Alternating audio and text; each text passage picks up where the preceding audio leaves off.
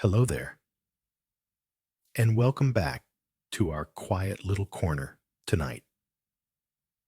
There's a particular sound when wind moves through a narrow fjord in Scandinavia. It's unlike the wind you hear in cities. It carries the salt taste of the sea, the scent of damp pine, and perhaps the whispers of old stories, stories about long ships, square sails, and people who traveled so far that maps became meaningless. Tonight, we'll journey together not on those ships, but on the currents of time itself to discover why the Vikings went so far. But we won't talk about loud battles or horned helmets. Instead, we'll speak of more ordinary things. The smell of bread baking on hot stones, the feel of rough wool against skin, and those endless nights upon the sea. So find yourself a comfortable spot. You might want to pull your blanket up a little higher.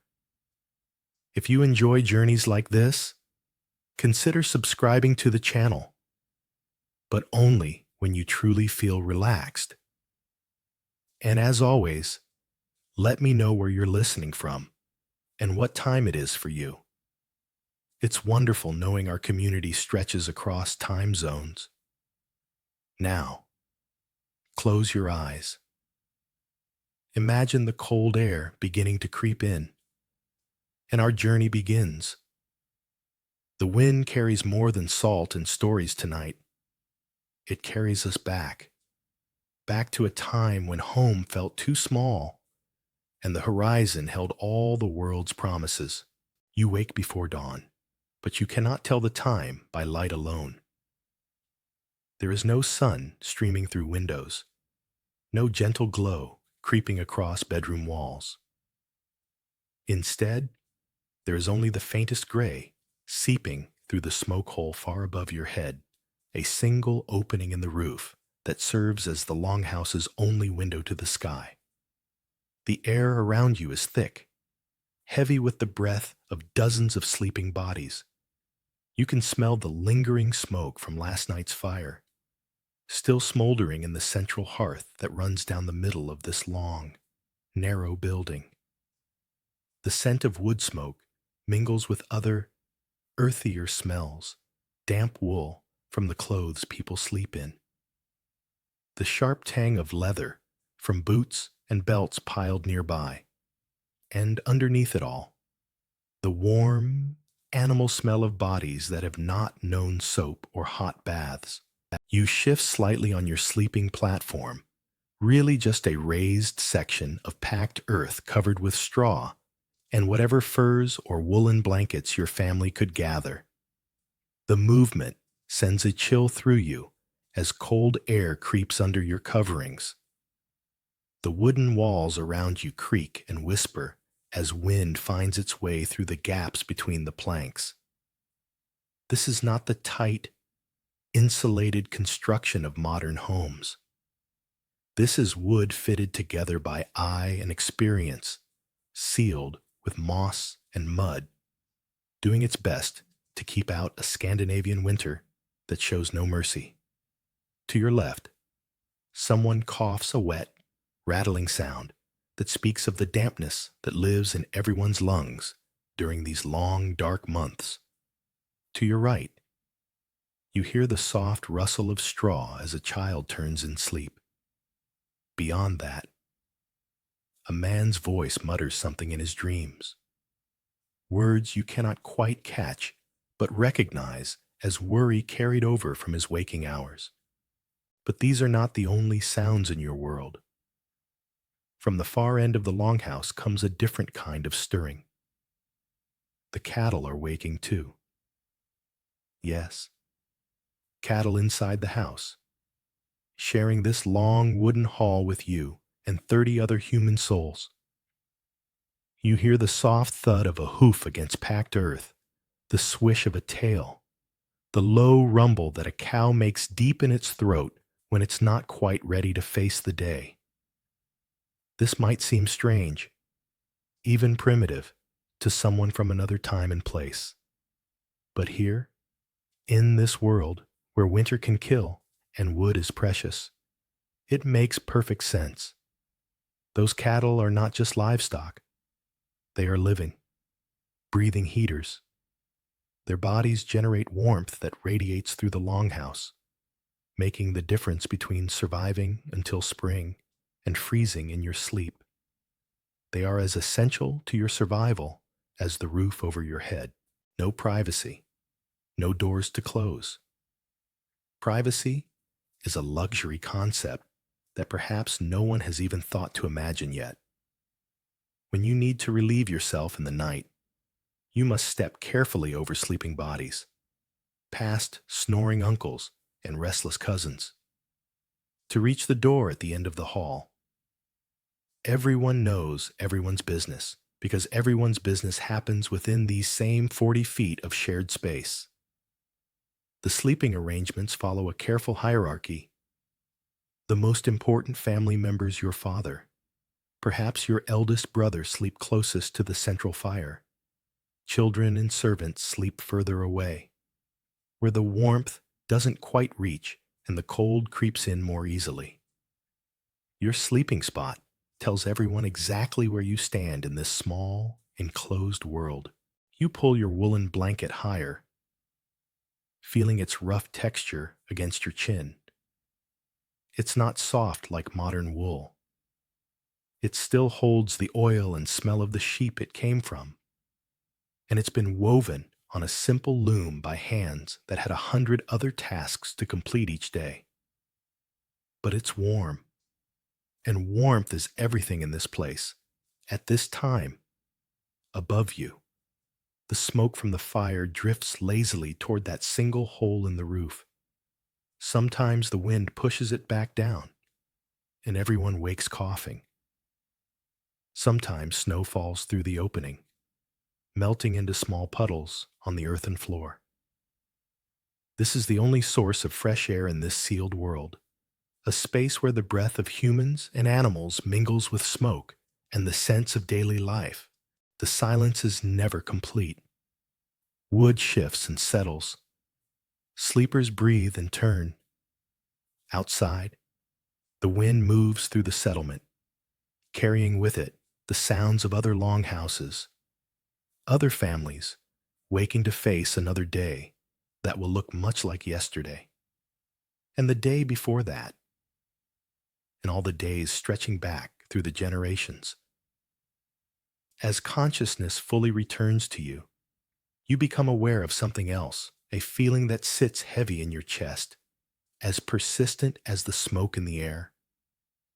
It's the feeling of walls pressing in, of a life that has already been decided for you, of a future that looks exactly like your father's life and his father's before him.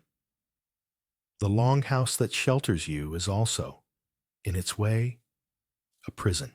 But for now, in these quiet moments before the day demands movement and work, you lie still and listen to the breathing of your sleeping community, feeling the warmth of their bodies near yours, smelling the smoke that means home and safety and survival.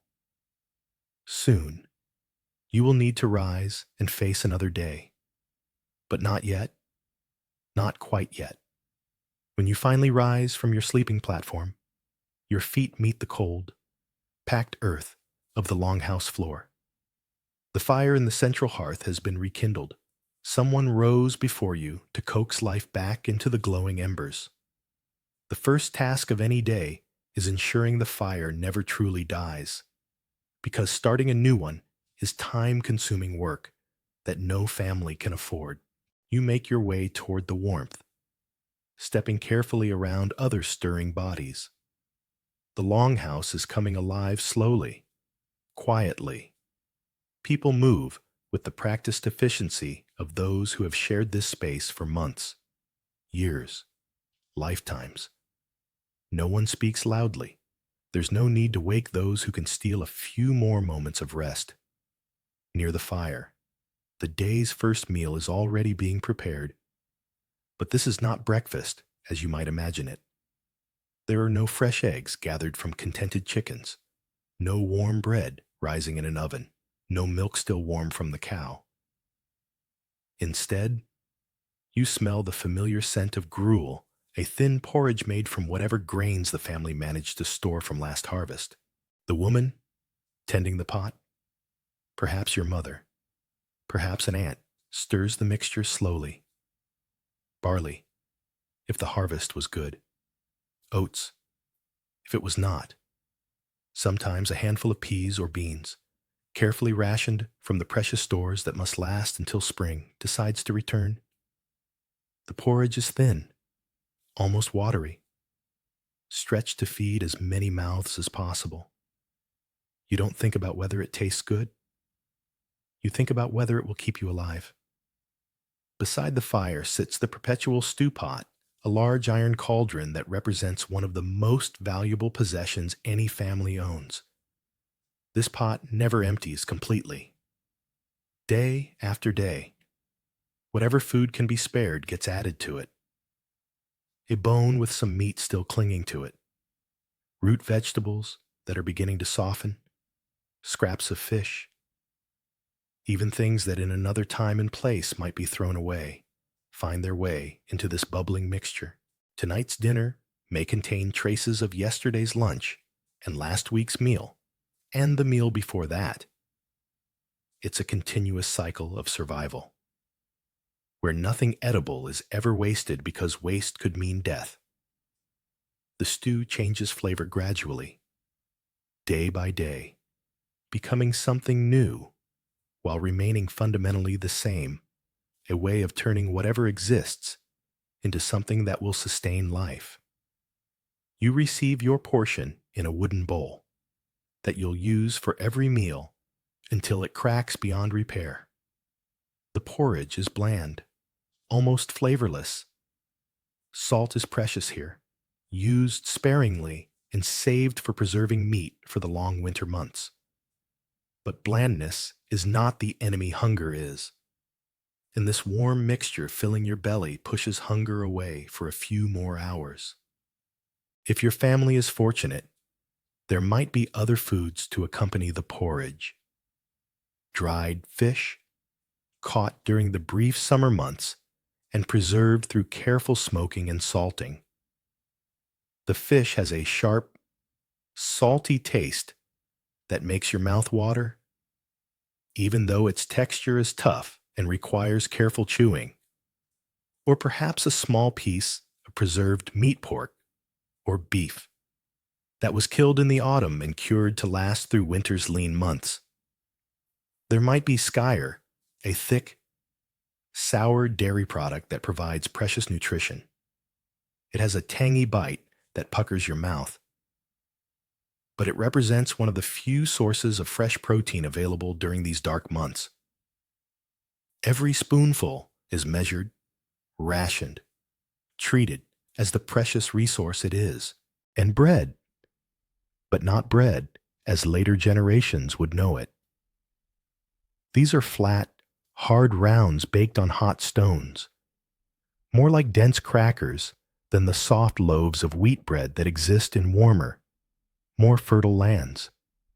The bread requires soaking in the porridge or stew to become soft enough to chew without breaking teeth. It tastes of whatever grain could be ground, often with husks and bits of grit that remind you, with every bite, how close you live to the earth. What many people don't realize is that this scarcity isn't due to laziness or lack of skill. The land itself fights against abundance. Scandinavia is a place of stone and forest, where the growing season is brutally short and the soil thin and poor. Much of the landscape is simply rock, covered with a sparse layer of dirt that can support little more than grass and the hardiest root vegetables. Even in good years, the harvest barely sustains the population through winter. And these years, as the climate grows colder than it was in their grandfather's time, even good years are becoming rare. The summer growing season grows shorter. Crops fail more often. Families find themselves counting every grain of barley, every preserved fish, calculating whether they have enough to make it to spring. You don't think about expiration dates. You think about whether something is still edible. The choice isn't between what tastes good and what doesn't. It's between what will help you survive the winter and what won't.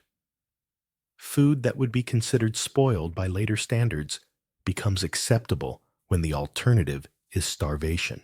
As you eat your simple meal, listening to the quiet sounds of your family beginning their day, a thought occurs to you. It's a thought that has been growing stronger each winter as the food stores seem to diminish faster and the cold seems to last longer. Somewhere beyond these walls, beyond this settlement, beyond the horizon where the sea meets the sky, there must be places where the earth is more generous, places where hunger doesn't govern every decision, where families don't spend their winters counting grains of barley like precious coins. The porridge in your bowl grows cold as you contemplate this possibility.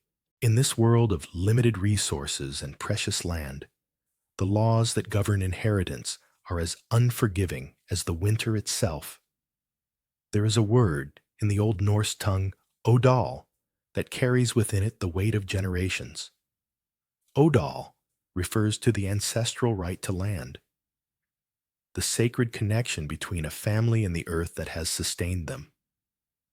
But like most things in this harsh northern world, Odal comes with conditions that can break hearts and scatter families like leaves in an autumn wind. The eldest son inherits everything, not just the largest portion, not just the best fields, everything. The farmstead, where generations of his family have lived and died. The strips of cultivated land carved from forest and stone through decades of backbreaking labor. The livestock that represent a family's wealth and security, all of this passes to the firstborn male when his father can no longer work the land. This is not cruelty, though it may seem so to those born in later, more generous times. This is survival. The small plots of arable land that families have managed to create in this landscape of rock and forest are barely large enough to support one household. Divide them further, and both portions become too small to sustain life. Split the livestock, and neither family has enough animals to survive a harsh winter. The odal system ensures that at least one branch of the family tree continues to live, even if others must be pruned away. But what of the younger sons? What of the boys who grow up working the same fields, learning the same skills, loving the same land, only to discover that it will never truly belong to them? Consider Bjorn not his real name, for he lived 1,000 years ago, and his true name has been lost to time. But he represents thousands of young men who face the same impossible choice. Bjorn is 22 years old, strong from years of farm work, skilled with his hands, and intelligent enough to manage land if he had any to manage. He has spent his life watching his older brother Harold learn the intricate details of crop rotation, animal husbandry, and the 100 small decisions that keep a farm productive.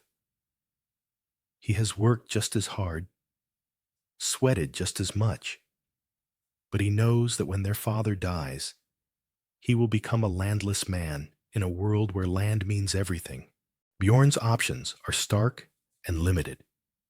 He can remain on the family farm as Harold's worker, essentially becoming a servant to the brother who was born 2 years before him.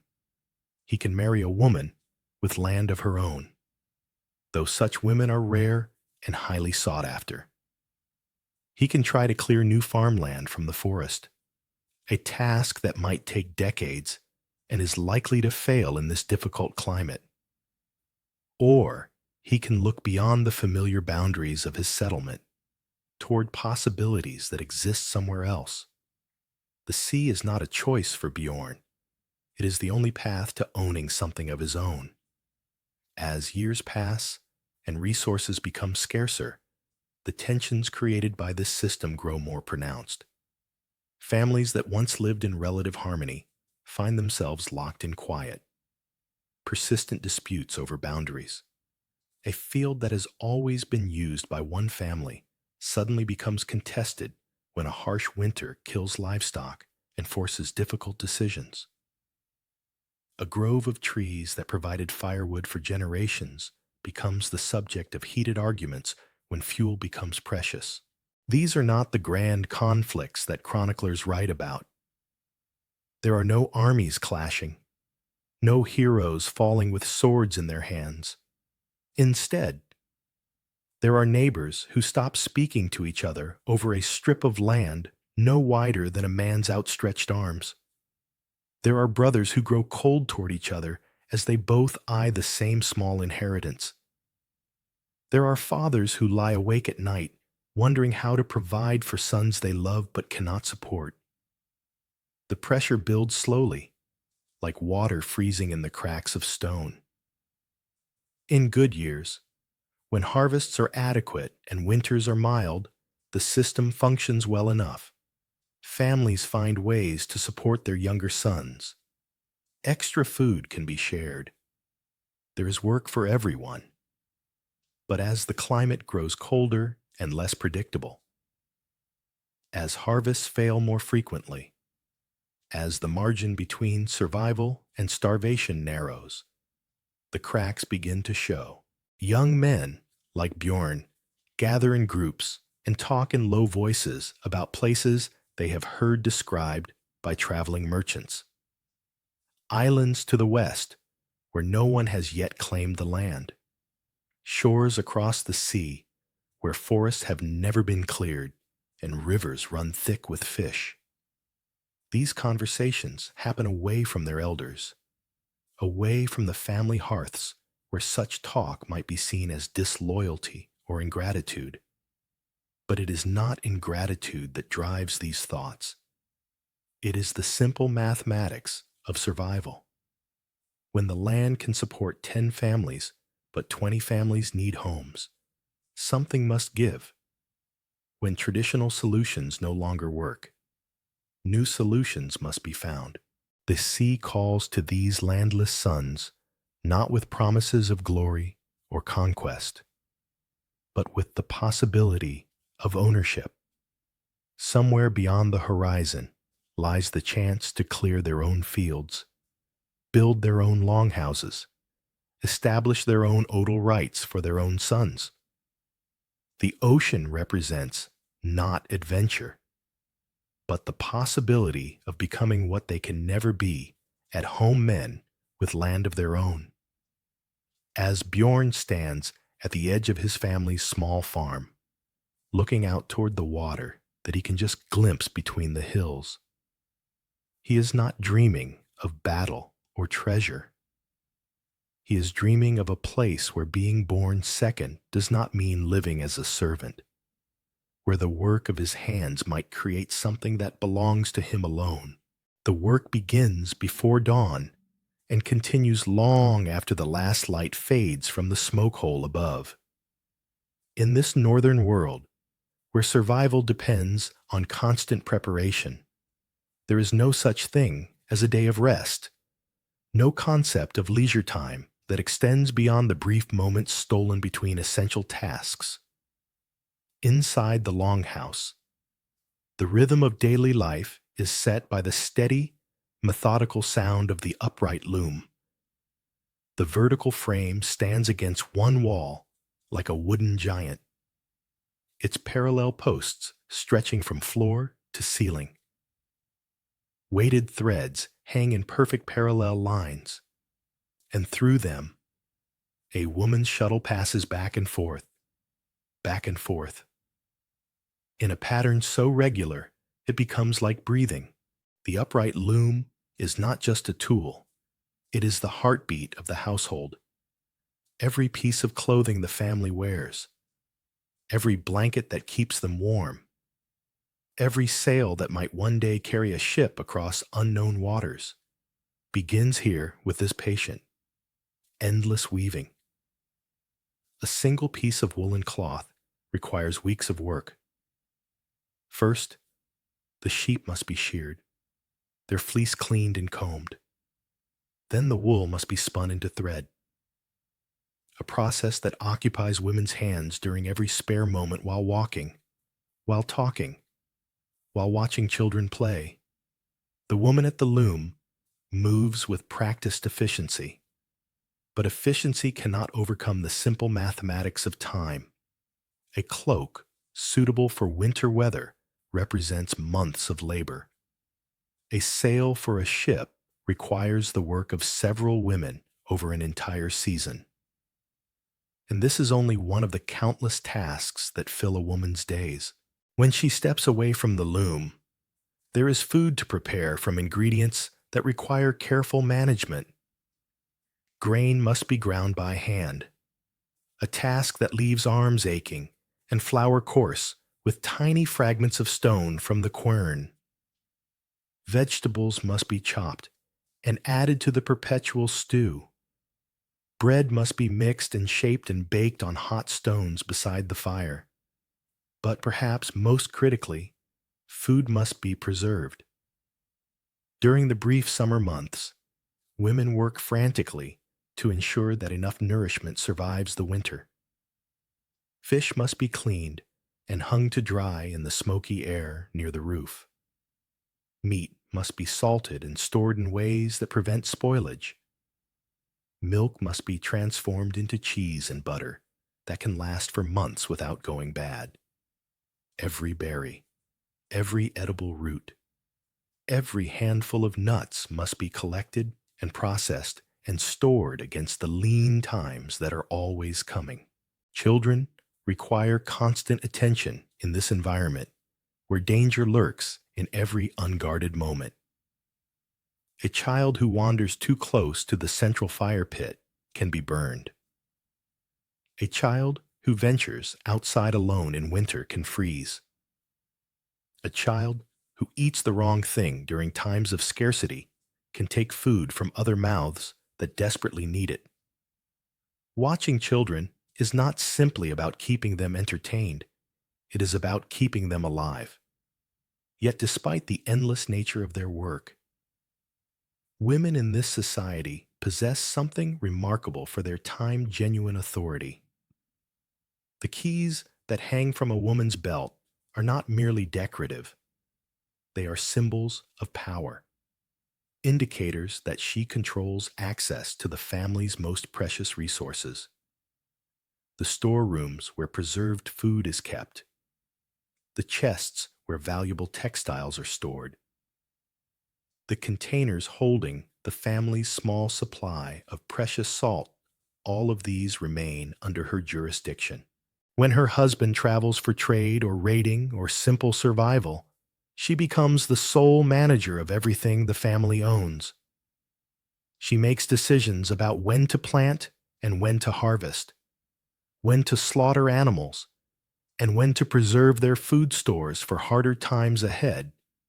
She can own property in her own name, demand a divorce if her marriage becomes unbearable, and expect to receive her fair share of the family's wealth if the partnership dissolves. Meanwhile, the men face their own relentless cycle of labor.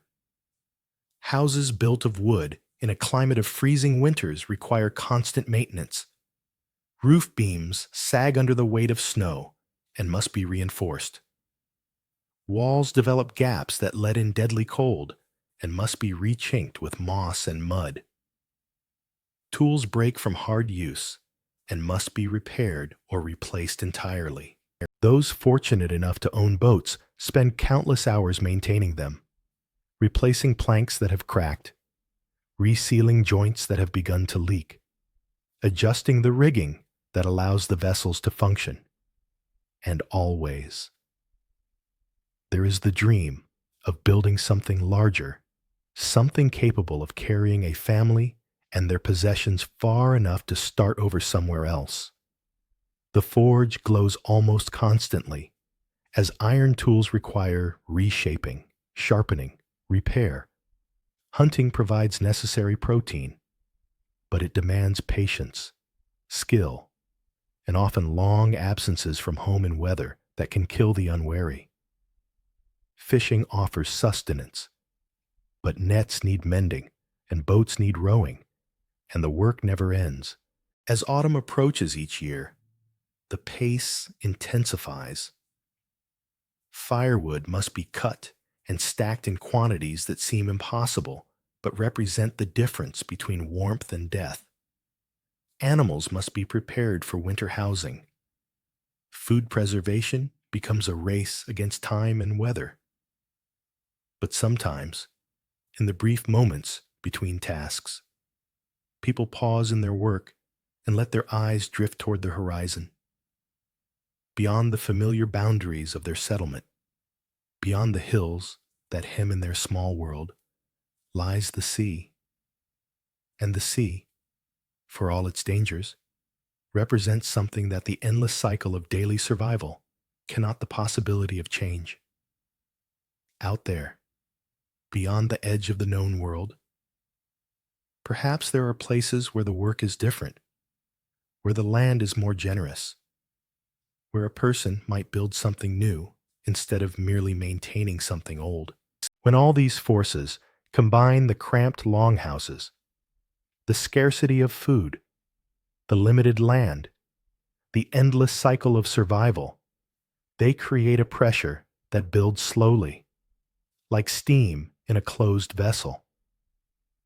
It is not a sudden explosion of violence or greed that drives people from their homes.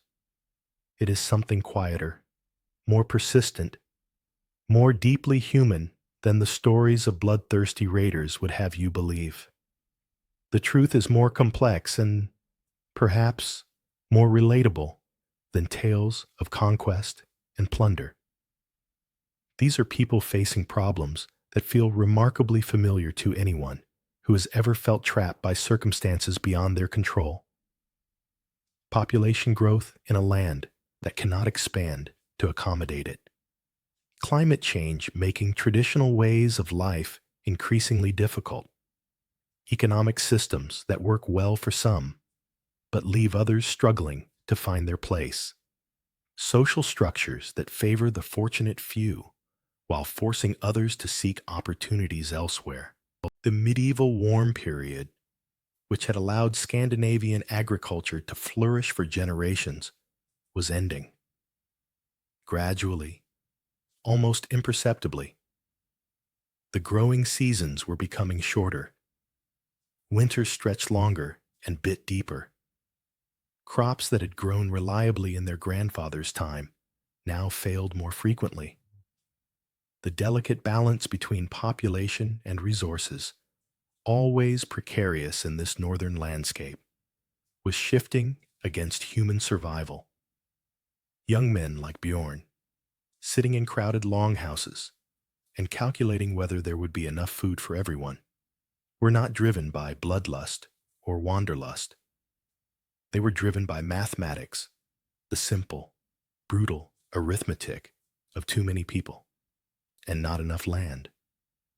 When your choice is between remaining landless in a place where land means everything, or seeking your fortune somewhere else, the sea begins to look less like a barrier and more like a doorway. Women, despite their significant rights and responsibilities, faced their own constraints. A woman might manage a household and own property, but her world was still bounded by the walls of her settlement. Her life still governed by the endless cycle of preservation and preparation that survival demanded. The possibility of a new land, where perhaps the growing season was longer or the soil more generous, held its own appeal for those tired of measuring every grain of barley like coins. But desire alone cannot carry people across dangerous waters to unknown shores. For centuries, Scandinavian people had looked out at the sea and seen only a barrier, a dangerous, unpredictable realm. that swallowed boats and killed sailors who ventured too far from shore. The same waters that promised escape also promised death to those foolish enough to challenge them. What changed everything was not a shift in human nature or a sudden increase in courage. What changed everything was technology.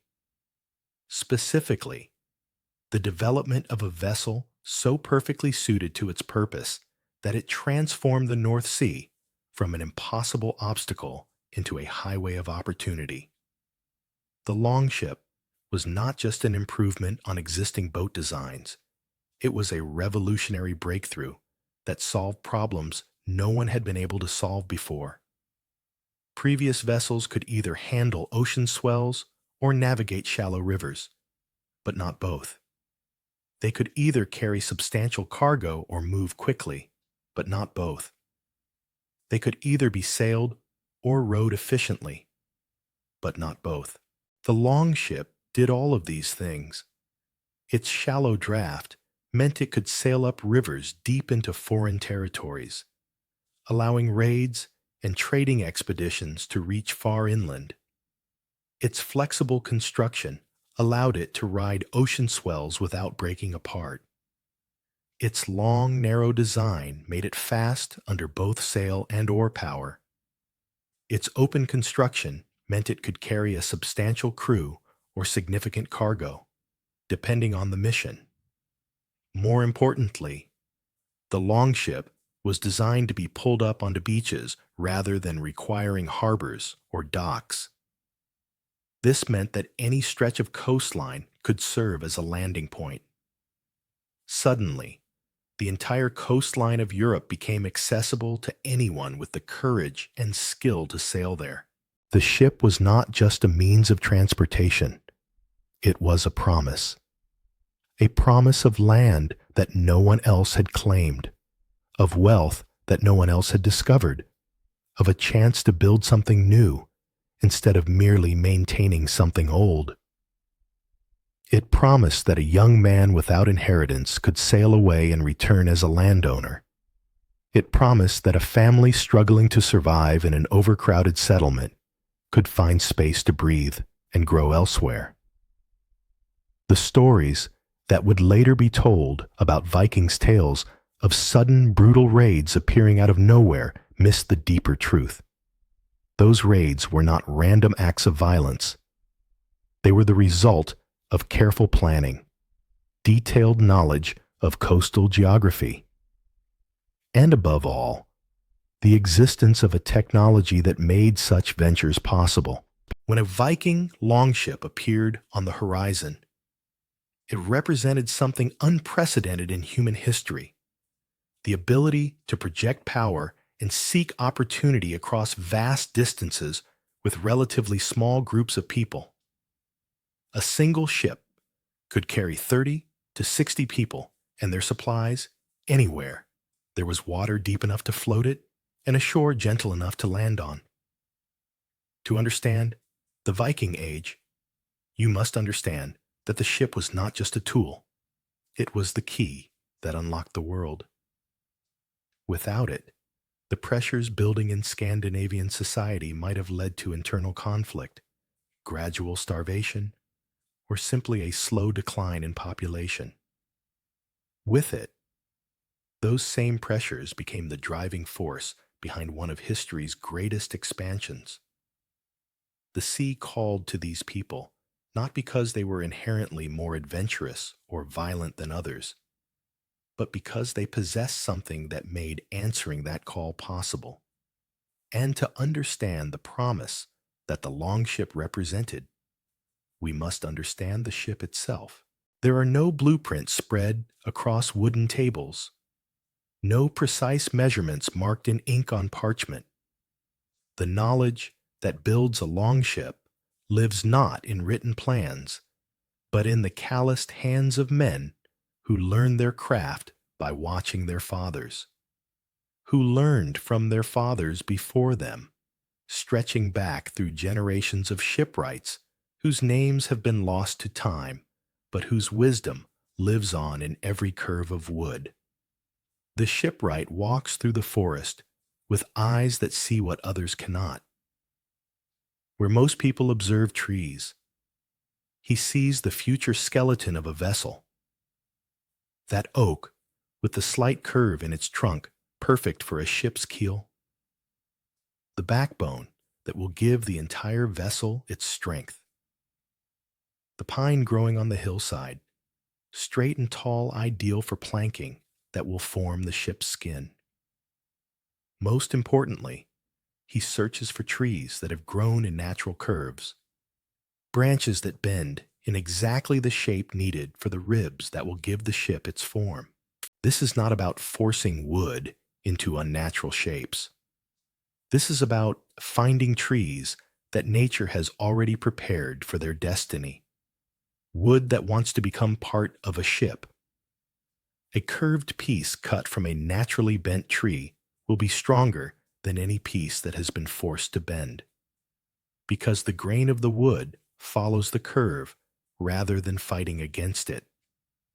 The construction begins with the keel, a single massive piece of oak that will run the entire length of the ship. This timber must be perfect, without flaws or weak spots, because everything else will depend on its strength. The keel is laid on the ground, and from this foundation, the ship grows upward like a wooden plant reaching toward the sky. Next come the stem and stern posts, carved pieces that rise from either end of the keel like the neck and tail of some great wooden beast. These are not simply functional, they are beautiful, often carved with intricate designs that speak of the pride their builders take in their work. The dragon heads that will eventually crown some of these ships are not mere decoration. They are expressions of the skill and artistry that goes into every aspect of these vessels.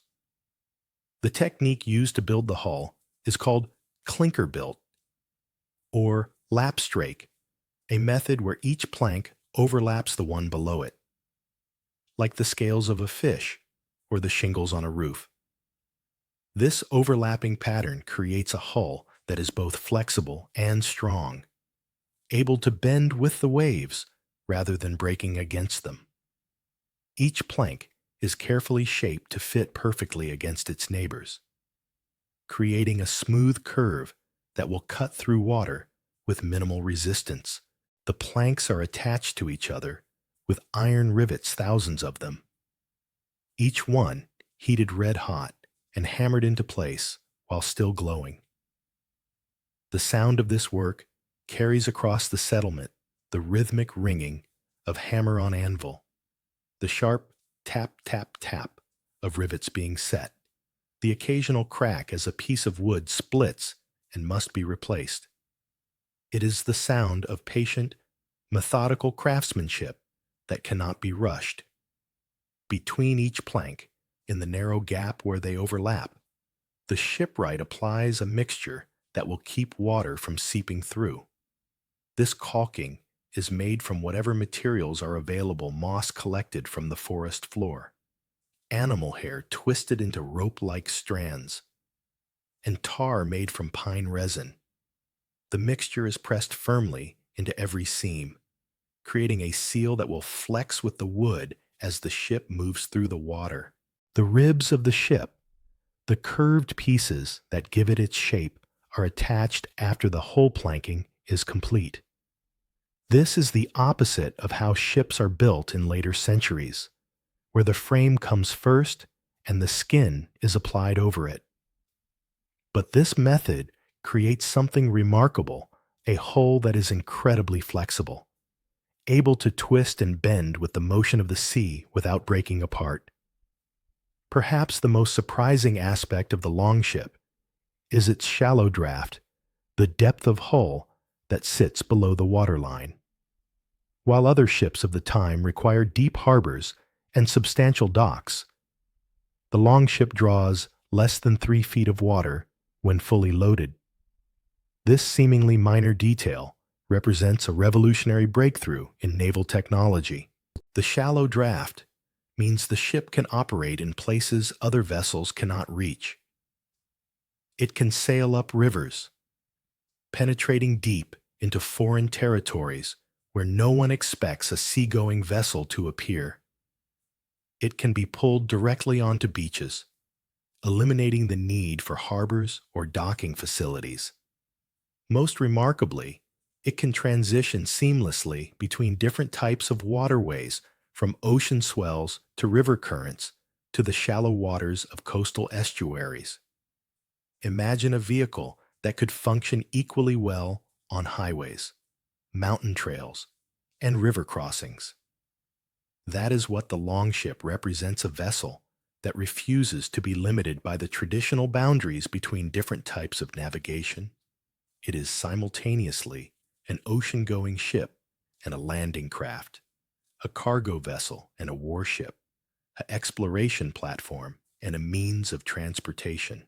The completed longship sits on the beach like a sleeping dragon, its curved hull gleaming with the oils rubbed into the wood to protect it from water and weather. At roughly 60 to 90 feet in length, but only 15 to 20 feet wide, it has the proportions of a racing yacht built for speed and efficiency rather than cargo capacity. Yet it can carry 30 to 60 men and their supplies across hundreds of miles of open ocean. When the ship is finally ready for launching, the entire community gathers to push it into the water for the first time.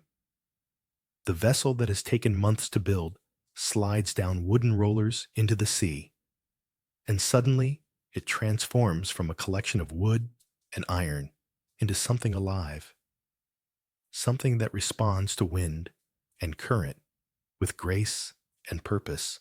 You wake to the sound of water slapping against wood, a rhythm that has become as familiar as your own heartbeat after weeks at sea. The motion of the ship rocks you gently, but there is no comfort in this movement, only the constant reminder that you are suspended between sky and water, far from any solid ground. Your bed is the wooden chest that holds everything you own in the world. The lid serves as your mattress, the contents below as your pillow, and the small space beside it as your entire personal territory aboard this vessel. You share this narrow deck with 30 other men, each claiming a space barely larger than his own body length. There are no cabins, no private quarters, no walls to provide even the illusion of solitude. Above you stretches nothing but open sky. When it rains, you get wet. When the sun beats down, you burn. When the wind turns cold, you shiver in whatever clothes you wear, because there is no shelter, no retreat from whatever weather the North Sea chooses to send your way. You have learned to sleep through rain that soaks your clothes, through spray that leaves salt crystals on your beard, through cold that makes your bones ache. The ship moves constantly beneath you, not just forward through the water, but up and down with each swell, side to side as waves hit the hull at angles.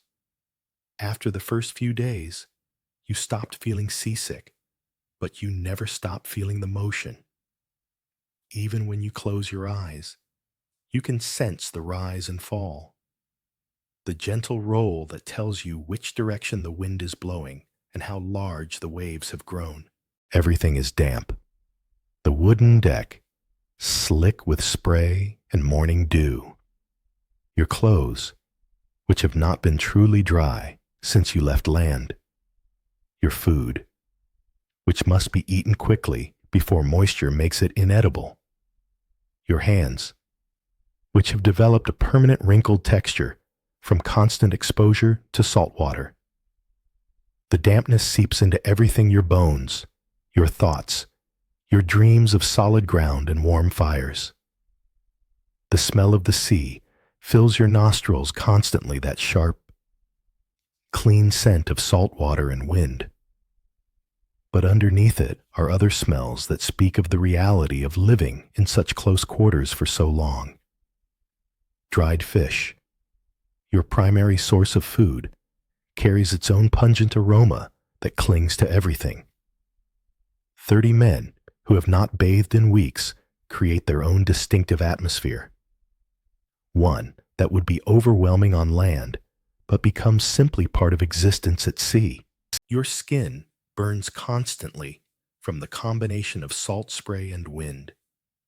Your lips crack and split. Your hands, already roughened by years of manual labor, become even more calloused from handling wet ropes and salt-encrusted wood. The salt gets into every cut, every scrape, making even minor injuries a source of constant discomfort. The boredom is perhaps worse than the physical discomfort. Day after day, there is nothing to see but water stretching to the horizon in every direction. The ocean changes color with the weather and the time of day, shifting from gray to blue to green to black. But it remains fundamentally the same endless featureless, hypnotic in its monotony. To pass the time, men tell stories, the same stories, over and over until everyone knows every detail by heart. They play games, Hanefatafel, the Viking board game where one player tries to escape while the other attempts capture, using pieces carved from bone or wood during the long hours when there is nothing else to do. Sometimes they simply sit in silence, watching the waves, lost in thoughts of home or dreams of what lies ahead. When nature calls, there is no privacy, no dignity, no consideration for modesty. You simply move to the side of the ship and relieve yourself over the edge, holding tight to the rigging to keep from falling overboard. This is done in full view of your companions, because there is no alternative. The ship provides no facilities for basic human needs beyond the bare minimum required for survival. This simple fact, the absence of even the most basic sanitation, highlights just how different this world is from any that came before or after. These are not pleasure cruises or comfortable passenger voyages. These are journeys of necessity undertaken by people who have no choice but to endure whatever hardships the sea imposes upon them. Food is rationed carefully. The dried fish that forms the basis of most meals must be soaked in water to make it chewable. But fresh water is precious and cannot be wasted. Sometimes there is hard bread, baked before departure and now tough as leather. Occasionally, if the journey has been successful in its purpose, there might be ale or even small amounts of preserved meat. But mostly, you eat just enough to stay alive and dream of the feasts you remember from land. At night, you pull whatever covering you have over your body and try to find a position that allows sleep despite the constant motion, the dampness, the cold, and the presence of so many other bodies around you. You dream of solid ground, of warm rooms with walls, of food that tastes of something other than salt and preservation. Yet despite all these hardships, despite the discomfort and danger and monotony, there is something else present on this vessel. It is the knowledge that you are part of something unprecedented in human history, a small group of people crossing vast distances under their own power, going places no one from your homeland has ever seen, carrying with them the possibility of changing their lives entirely. The sea may be uncomfortable, but it is also freedom. The ship may be crowded, but it is also hope made manifest in wood and iron and sail. In a world without GPS satellites or magnetic compasses, finding direction on the vast, featureless expanse of the ocean requires a different kind of knowledge, one that blends careful observation with tools so elegant in their simplicity that they seem almost magical. The Viking navigators possessed both, and their methods for finding their way across hundreds of miles of open water represent some of the most sophisticated maritime technology of their time. The most essential tool in a Viking navigator's arsenal was something called a sun compass, a circular wooden disc, no larger than a dinner plate, with a simple vertical pin, or gnomon, standing at its center. Around the edge of the disc, carefully carved notches marked the positions where the sun would cast its shadow at different times of day during various seasons. This was not just a timepiece, it was a directional instrument that could reveal true north even when landmarks were nowhere to be seen. The principle behind the sun compass is beautifully straightforward. At solar noon, the moment when the sun reaches its highest point in the sky, shadows point directly north in the northern hemisphere. By observing the shadow cast by the central pin and comparing it to the markings around the disk's edge, a navigator could determine not only the time of day, but also his cardinal directions with remarkable accuracy. But the sun compass was more than just a tool for finding north at midday. The carefully calibrated markings around its circumference accounted for the sun's changing position throughout the year. A navigator who understood his instrument could use it to maintain course even when the sun was not at its zenith, by calculating how the shadow should fall at different times and seasons. This required extensive knowledge passed down through generations of seafarers' knowledge about the sun's annual journey across the sky and how it appeared from different latitudes. Yet even the most sophisticated sun compass becomes useless when clouds hide the sky for days at a time, as frequently happens in the North Atlantic. This is where the most mysterious element of Viking navigation enters the story, the legendary sunstone, or Solarstein in Old Norse. Archaeological evidence suggests that this was not a mythical artifact, but a real tool, quite possibly a piece of calcite crystal, also known as Iceland spar. This particular type of crystal possesses a remarkable optical property called birefringence, which allows it to split light rays into two polarized beams. In practical terms, this means that even when the sun is hidden behind thick clouds, a trained navigator could use the crystal to detect the sun's position by observing how light behaved when viewed through the stone. It is not magic, though it might have seemed so to those who did not understand the physics involved. Light from the sun becomes polarized as it passes through Earth's atmosphere, creating patterns that remain detectable even when the sun itself is not visible. When polarized light passes through calcite, it creates two images that appear to rotate as the crystal is turned. By carefully observing these images and rotating the crystal until they aligned in a specific way, a navigator could determine the direction of the hidden sun with surprising accuracy. For a sailor standing on the deck of a longship, surrounded by gray clouds and choppy seas, this would have seemed like divination. Hold up a clear stone, peer through it at the empty sky, turn it slowly while watching for subtle changes in the light patterns within, and somehow divine the direction of a sun that eyes alone could not locate. The boundary between science and magic becomes very thin indeed when your survival depends on techniques that seem to defy common sense.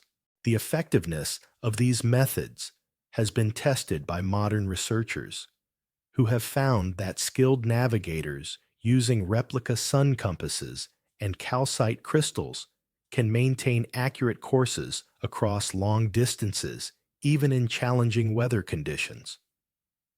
What seemed like supernatural ability to medieval observers was actually the result of sophisticated understanding of natural phenomena combined with tools designed to exploit those phenomena. But perhaps the most remarkable aspect of Viking navigation was not the tools themselves, but the knowledge required to use them effectively.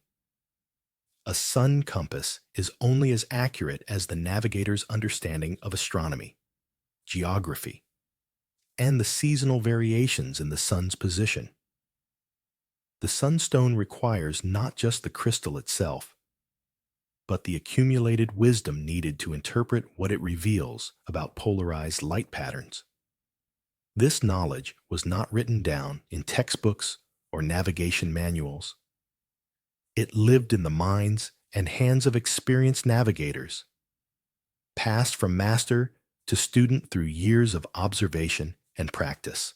A young man learning these skills would spend seasons watching how shadows fell at different times of year, memorizing the subtle signs that indicated the sun's presence even when it could not be seen directly. The navigator, who could successfully guide a ship across hundreds of miles of open ocean using only wooden discs and crystal stones, was practicing a form of applied science that would not be fully understood by scholars until centuries later. They were using principles of astronomy, optics, and physics without necessarily understanding the underlying theories, but their practical mastery of these principles was absolute. When you consider that these methods allowed Viking explorers to successfully navigate to Iceland, Greenland, and eventually North America centuries before Columbus, the sophistication of their techniques becomes clear. They were not stumbling blindly across the ocean, hoping to encounter land by chance. They were following carefully planned routes, maintaining accurate courses, and demonstrating a level of navigational skill that rivals anything achieved before the development of modern instruments. In the hands of a master navigator, these simple tools transformed the trackless ocean into a highway marked by invisible signposts that only the properly trained could read.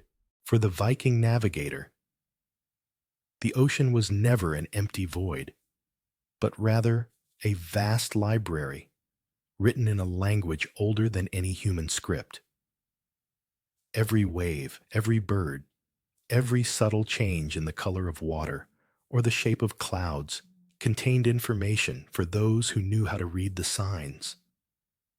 This knowledge transformed what appeared to be endless, featureless water into a landscape rich with landmarks invisible to the untrained eye.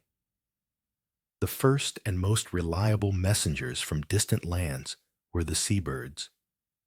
Different species had different ranges, different habits, different relationships with the shore, and an experienced navigator knew them all.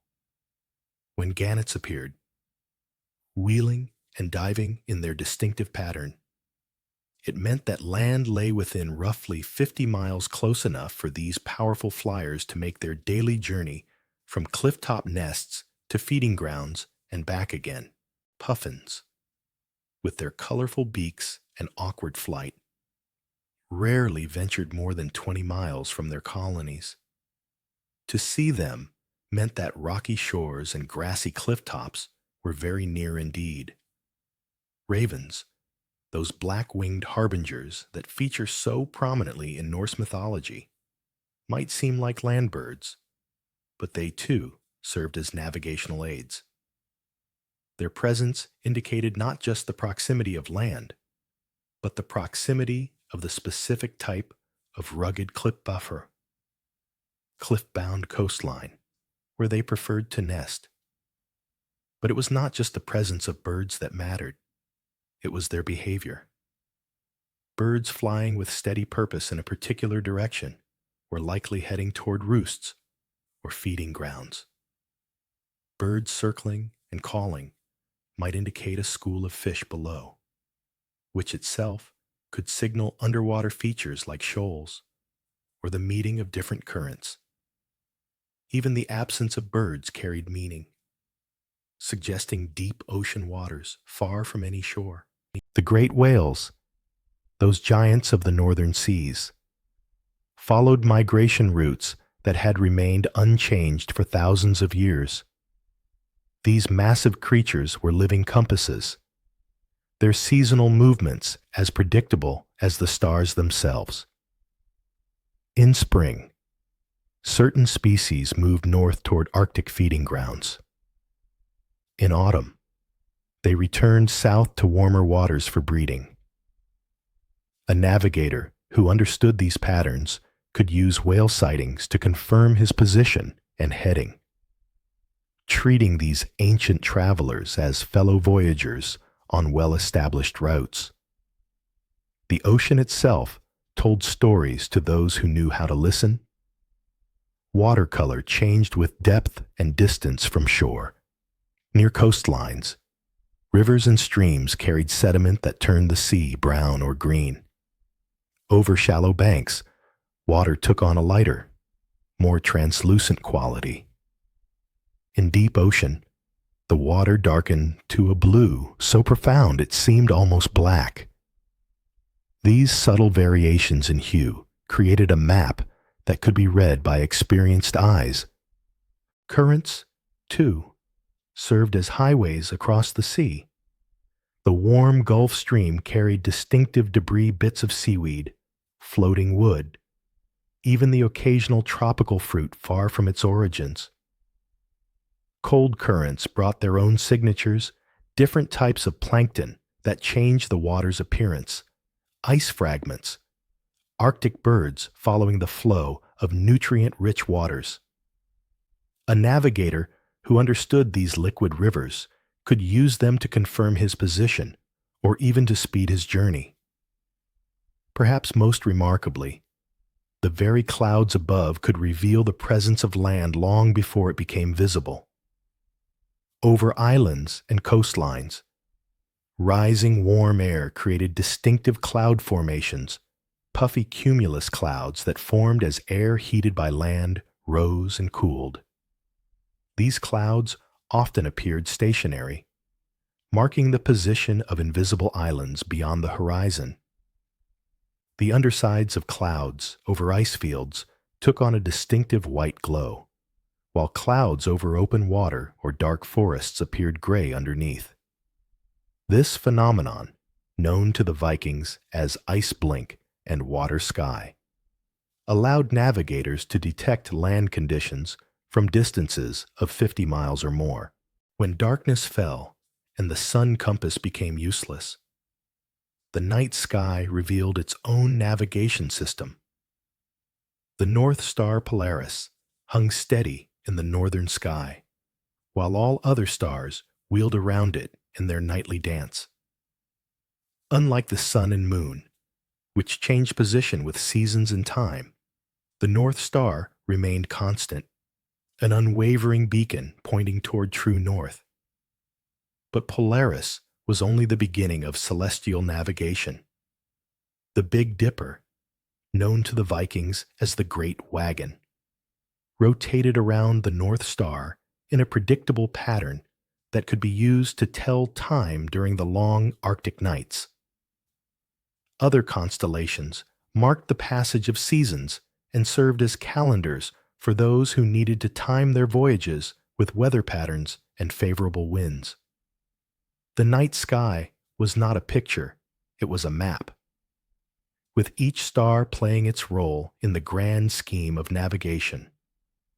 The navigator who could read this celestial chart was never truly lost, even in the vast darkness of Arctic nights that lasted for months. As the long journey continued, day after day, these observations became a kind of meditation. Standing at the bow of the ship, watching the play of light on water, noting the behavior of distant birds, studying the subtle changes in wave patterns. This was not just practical navigation, but a form of communion with the natural world. The navigator became part of the ocean's rhythm, attuned to its moods and messages in ways that connected him to forces far greater than any human endeavor. In this quiet contemplation of sea and sky, wind and wave, there was a peace that transcended the hardships of the voyage. The ocean that seemed so hostile and alien to those who feared it revealed itself to be alive with information, generous with guidance for those patient enough to learn its language. The great irony of Viking exploration is that some of their most significant discoveries happened precisely when they had no intention of exploring anything at all. History books often portray these seafaring peoples as bold adventurers deliberately setting out to find new lands. But the truth is, both more mundane and more remarkable.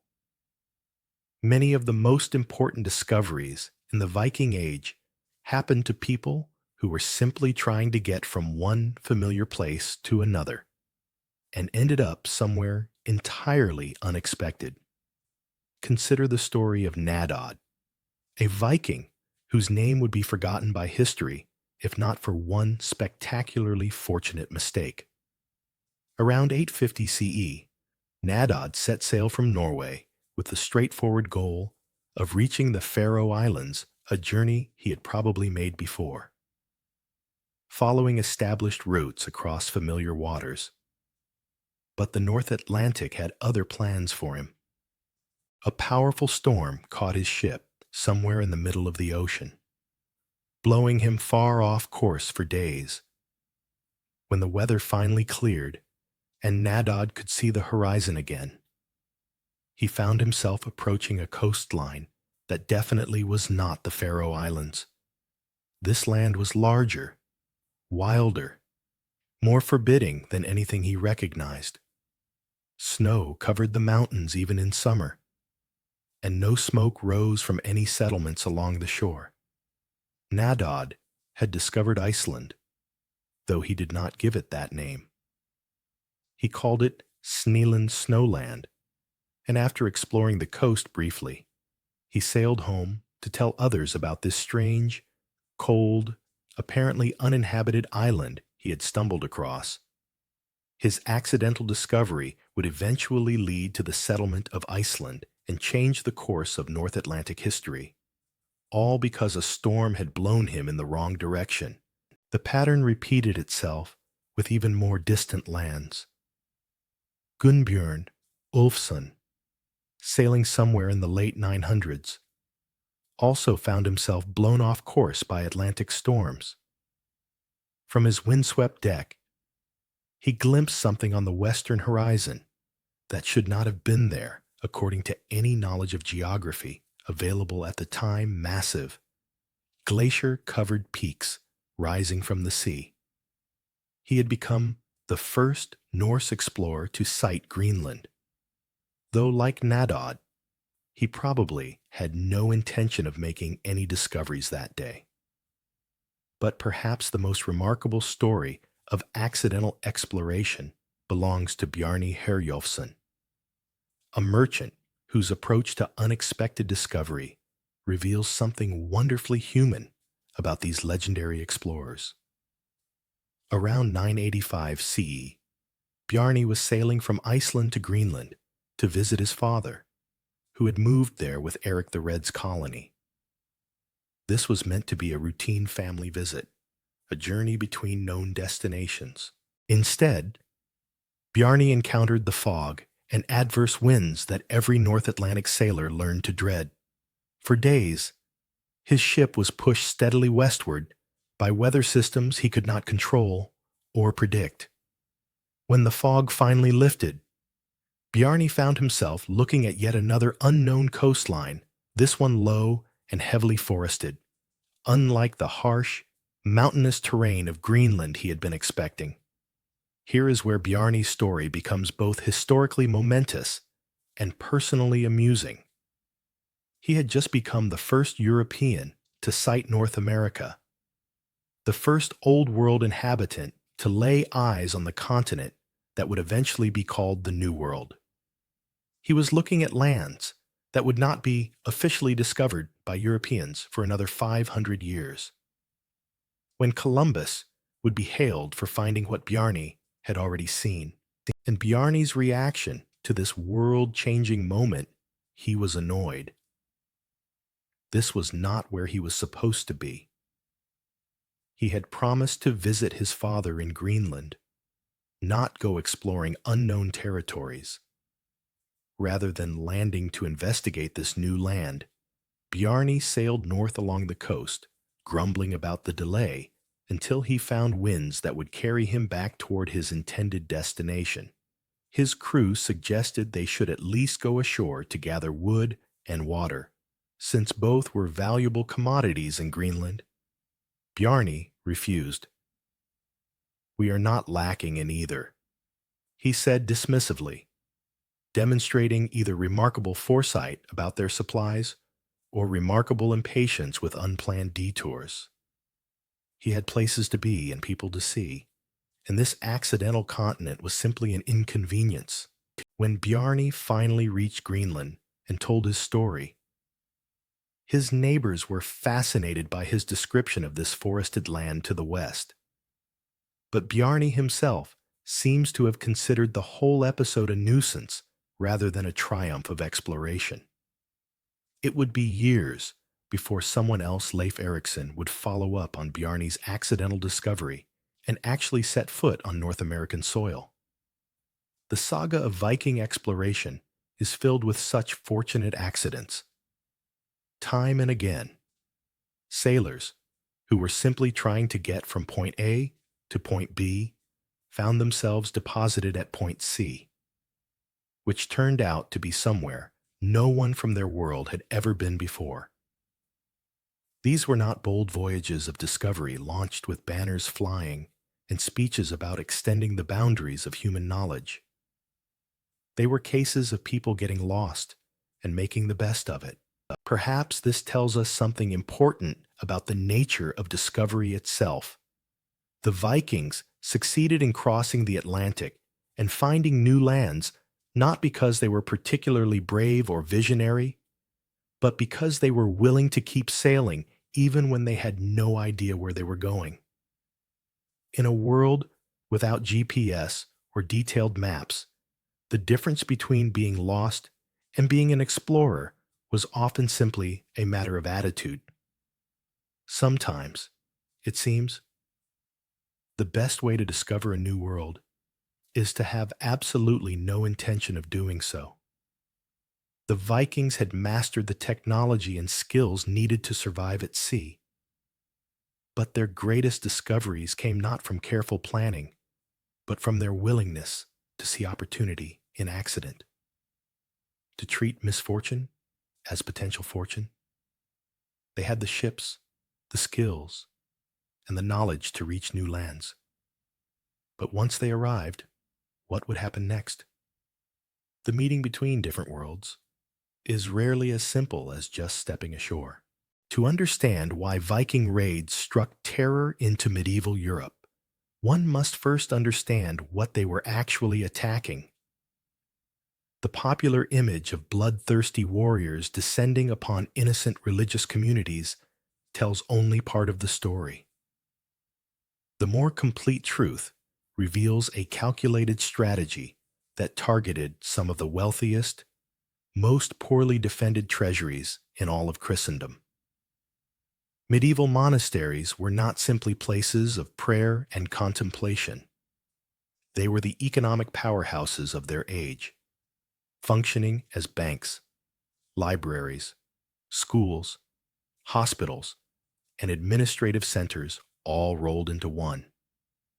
Kings and nobles deposited their wealth in these holy places, believing that God would protect what human guards could not. Gold chalices, silver reliquaries, illuminated manuscripts bound in precious metals, and coins from across the known world filled monastery treasuries. These institutions accumulated wealth on a scale that dwarfed most royal courts. More importantly, from a military perspective, monasteries were deliberately undefended. Christian doctrine held that places of worship should be sanctuaries, protected by divine power rather than human weapons. Monks took vows of peace and poverty, making them incapable of meaningful resistance. The few lay workers who served these communities were farmers and craftsmen, not soldiers. It was a perfect combination: maximum wealth with minimum protection. For a Viking commander planning a raid, attacking a monastery was not an act of religious persecution. It was a shrewd business decision. Why risk significant casualties storming a fortified castle when you could achieve greater profit by striking a monastery that contained more treasure and fewer defenders? The Vikings were practical people, and their raids followed practical logic. The morning of June 8th, 793, Brother Elred was kneeling in the chapel of Holy Island, just as he had every morning for the past 15 years. Lindisfarne Priory rose from the tidal waters off the Northumbrian coast like a beacon of faith, its stone walls housing one of the most important religious communities in all of Britain. The illuminated Lindisfarne Gospels, among the most beautiful manuscripts ever created, rested in the library. The treasury held gifts from kings dating back generations. Brother Elred was deep in prayer when he first heard something that did not belong to the familiar sounds of morning on Holy Island. It was distant at first, barely distinguishable from the normal wash of waves against the rocky shore. But gradually, it resolved into something more distinct: the rhythmic splash of many oars moving in unison, accompanied by the creak of wood under strain. The sound grew closer, more urgent. There were voices now, calling out in a language Brother Aelred did not recognize, harsh, guttural words that seemed to carry on the wind like the cries of seabirds.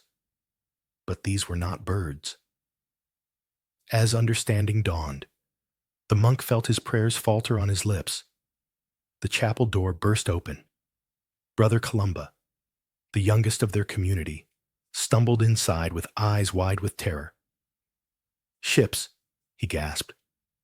"Strange ships with dragon heads. Armed men. They're coming ashore." The sounds outside changed character now. The purposeful splash of oars had been replaced by different noises: the scrape of keels being dragged up onto the beach, the clatter of weapons and equipment being unloaded, the rough shouts of men organizing themselves for action. Through the chapel windows, Brother Elred could see figures moving with military precision across the grounds that had known only peace for decades. Then came the screaming. It started as a single voice. Brother Marcus, perhaps, who tended the gardens near the shore and would have been among the first to encounter the raiders. The scream cut through the morning air like a blade, high and desperate, and suddenly cut short. Other voices joined in, creating a chorus of panic that seemed to come from all directions at once. Brother Elred remained kneeling, his hands clasped so tightly that his knuckles had turned white. Around him, other monks huddled in prayer, or fled toward what they hoped might be sanctuary in the deeper parts of the monastery. The sounds outside grew closer: the crash of doors being forced open, the splinter of wood as chests were broken apart, the ring of metal against metal as whatever resistance the community could muster was quickly overcome. Heavy footsteps echoed in the corridor outside the chapel.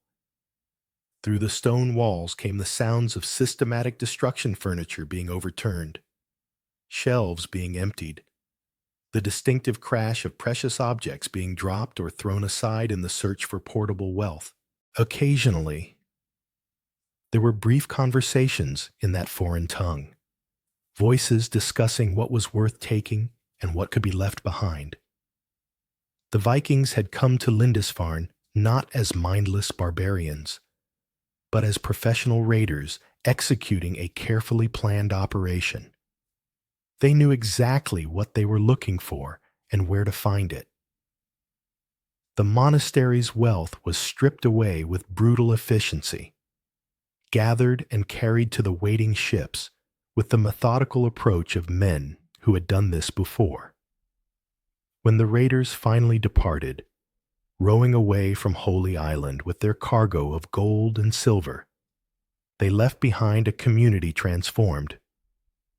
The attack had lasted perhaps 2 hours from beginning to end, but those 2 hours announced the beginning of the Viking Age to Western Europe, demonstrating that nowhere was truly safe from the reach of these northern seafarers. The choice of Lindisfarne was not random or symbolic. It was coldly practical maximum return for minimum risk, executed by men who understood that in their dangerous profession, smart targeting was often the difference between success and disaster. While chronicles of the time painted Vikings as savage raiders appearing from nowhere to destroy and pillage, the archaeological record tells a very different story. Dig beneath a Viking settlement, and what emerges is not the lair of bloodthirsty barbarians, but the workshop of some of the most sophisticated international traders of their age.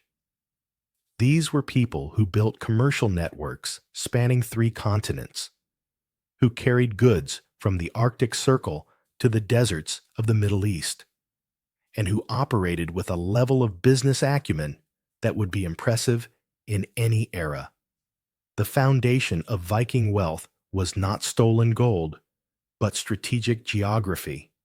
Scandinavia sat at the center of trade routes that connected the fur-rich forests of the north with the silver-wealthy civilizations of the south. The Vikings did not just stumble into this advantageous position, they actively exploited it, becoming the middlemen in a vast commercial network that stretched from Greenland to Constantinople. Their most valuable export was fur, and not just any fur, but the premium pelts that commanded extraordinary prices in southern markets. Marten fur, with its rich brown color and incredible softness, was prized by Byzantine nobles and Arab merchants alike. Arctic fox, pure white and impossibly thick, became a symbol of luxury in courts across Europe and the Middle East. These furs came from animals that could only be hunted in the far north, making Viking traders the exclusive suppliers of goods that wealthy customers desperately wanted. Even more valuable was what they called the white gold of the north, walrus ivory. While elephant ivory was increasingly difficult to obtain, walrus tusks provided an alternative that was both more accessible and, in some ways, superior. The ivory was harder and whiter than elephant tusks, and it could be carved with incredible precision. A single large walrus tusk could buy a ship, or enough grain to feed a family for a year. Viking hunters risked their lives in the dangerous waters around Greenland and the Arctic islands to harvest these tusks, knowing that each one represented enormous wealth. Amber, fossilized tree resin that washed up on Baltic shores, provided another cornerstone of Viking commerce. This golden, translucent material was believed to have magical properties by many cultures, and it could be carved into jewelry, religious artifacts, and decorative objects. A skilled craftsman could transform a chunk of amber found on a beach into an item worth its weight in silver. But perhaps the most controversial aspect of Viking trade was their trafficking in human beings. Slaves called thralls in Old Norse represented a significant portion of Viking exports. These were people captured during raids or acquired through established slave markets, then transported to regions where labor was scarce and valuable. A healthy adult slave could be worth several cattle or a substantial amount of silver, making human trafficking one of the most profitable aspects of Viking commerce. In exchange for these northern goods, Viking merchants brought back items that transformed life in Scandinavia. Silver flowed north in enormous quantities, primarily from the Islamic world, where wealthy caliphs and merchants paid premium prices for luxury goods. This silver came in many forms: coins minted in Baghdad, Damascus, and Cairo, ornate jewelry, decorated vessels, and ingots marked with guarantees of purity. The scale of this silver trade is staggering.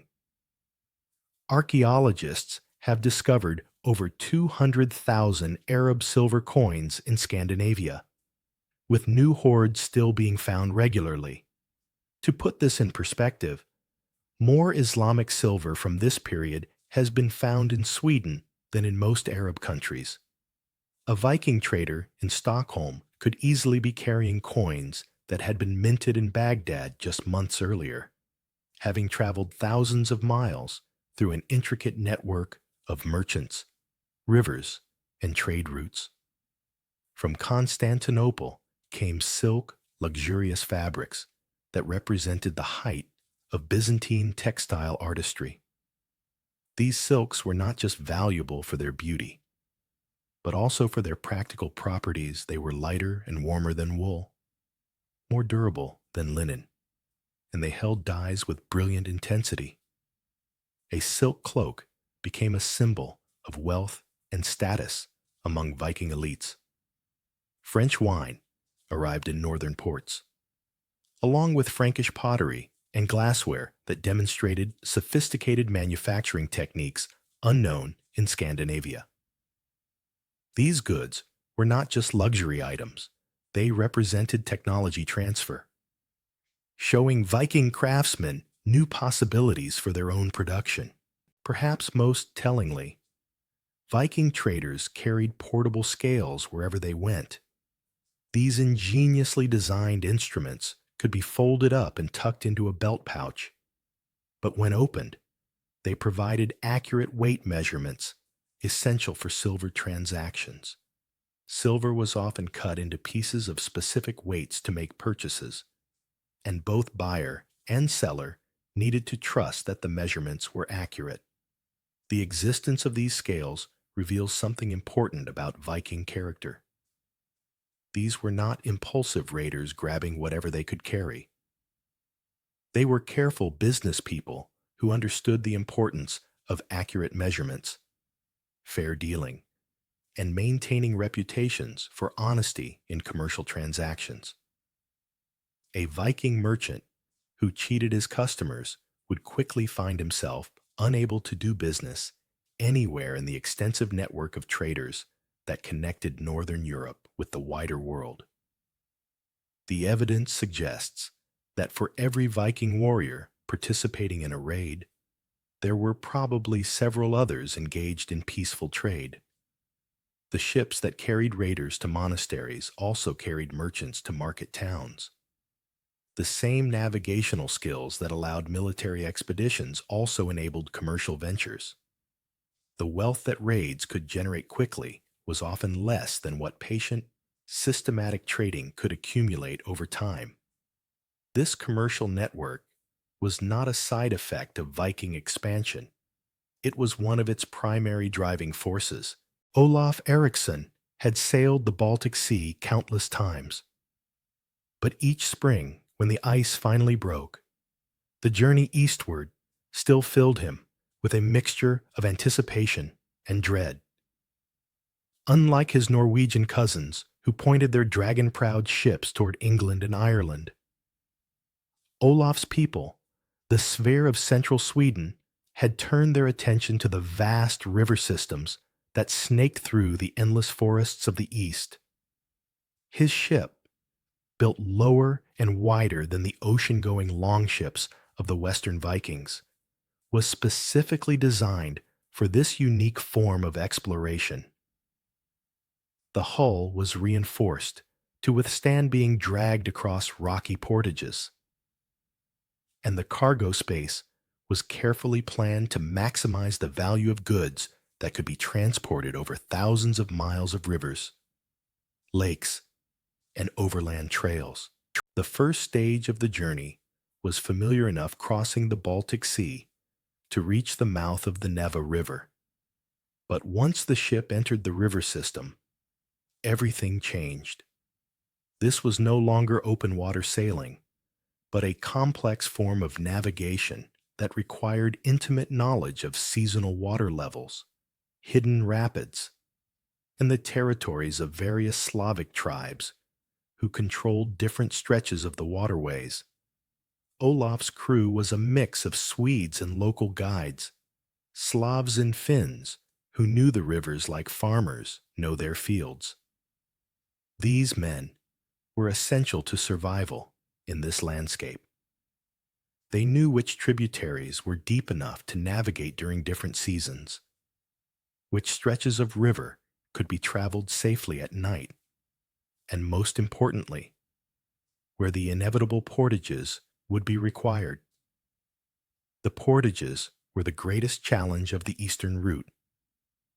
When one river system ended and another began, or when rapids made further navigation impossible, the entire expedition had to be carried overland. This meant not just the crew walking through forests and swamps, but the ship itself being hauled across sometimes miles of difficult terrain. The process was back-breaking labor. First, the ship had to be completely unloaded, with every piece of cargo carefully sorted and distributed among the crew members. Then came the ship itself, a vessel that might weigh several tons when empty, dragged on wooden rollers across ground that was rarely flat or smooth. A portage that covered just a few miles could take days to complete, with the constant risk that a broken axle or injured crew member could end the entire expedition. But the rewards justified the effort.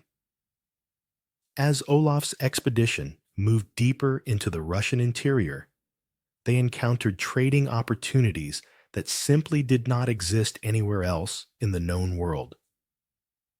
The Slavic settlements along the rivers produced honey, wax, and furs, but they desperately needed metal tools, weapons, and luxury goods that could only be obtained through long-distance trade. A Swedish sword that might be worth a few silver coins in Scandinavia could be traded for a fortune in furs in these remote communities. More challenging than the physical demands of river travel were the diplomatic requirements. Each stretch of river was controlled by different groups, some friendly to traders, others suspicious of armed foreigners passing through their territory. Olaf had learned to negotiate in multiple languages and to understand the complex web of alliances and rivalries that governed these riverine territories. The Slavic chieftains, who controlled key river crossings, were generally willing to allow passage in exchange for tribute, but they were shrewd negotiators who understood exactly how valuable their cooperation was to the Swedish traders.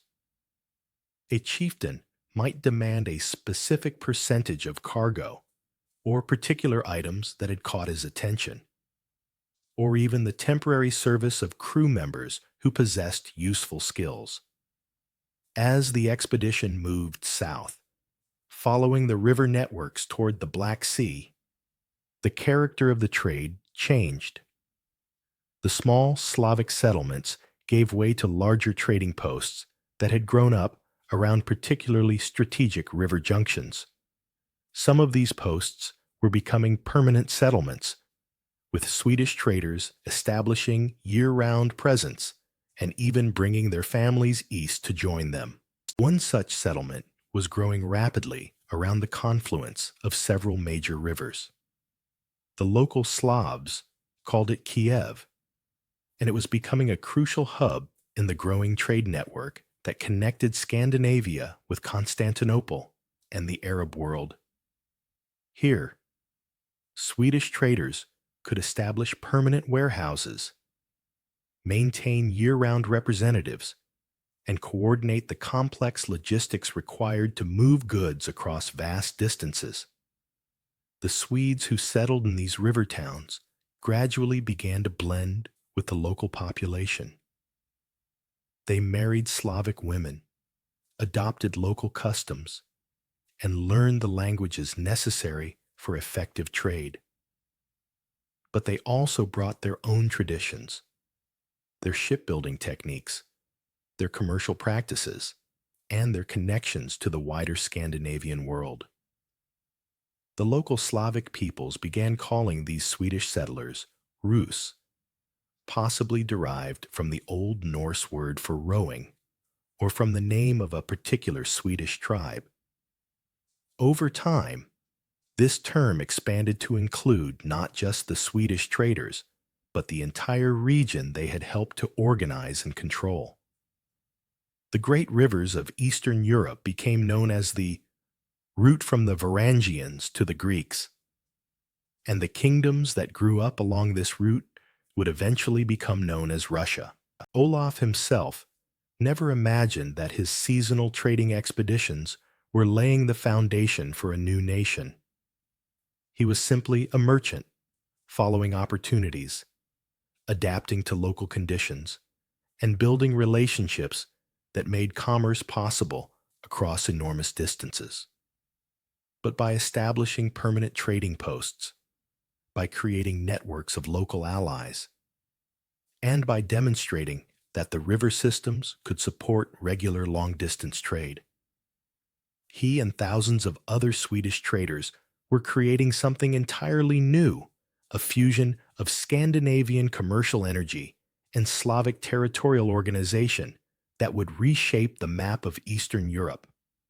By winter's end, Olaf would return to Sweden with a ship full of silver and stories of distant lands. But he would also leave behind something permanent, another small piece of the foundation upon which a future Russia would be built.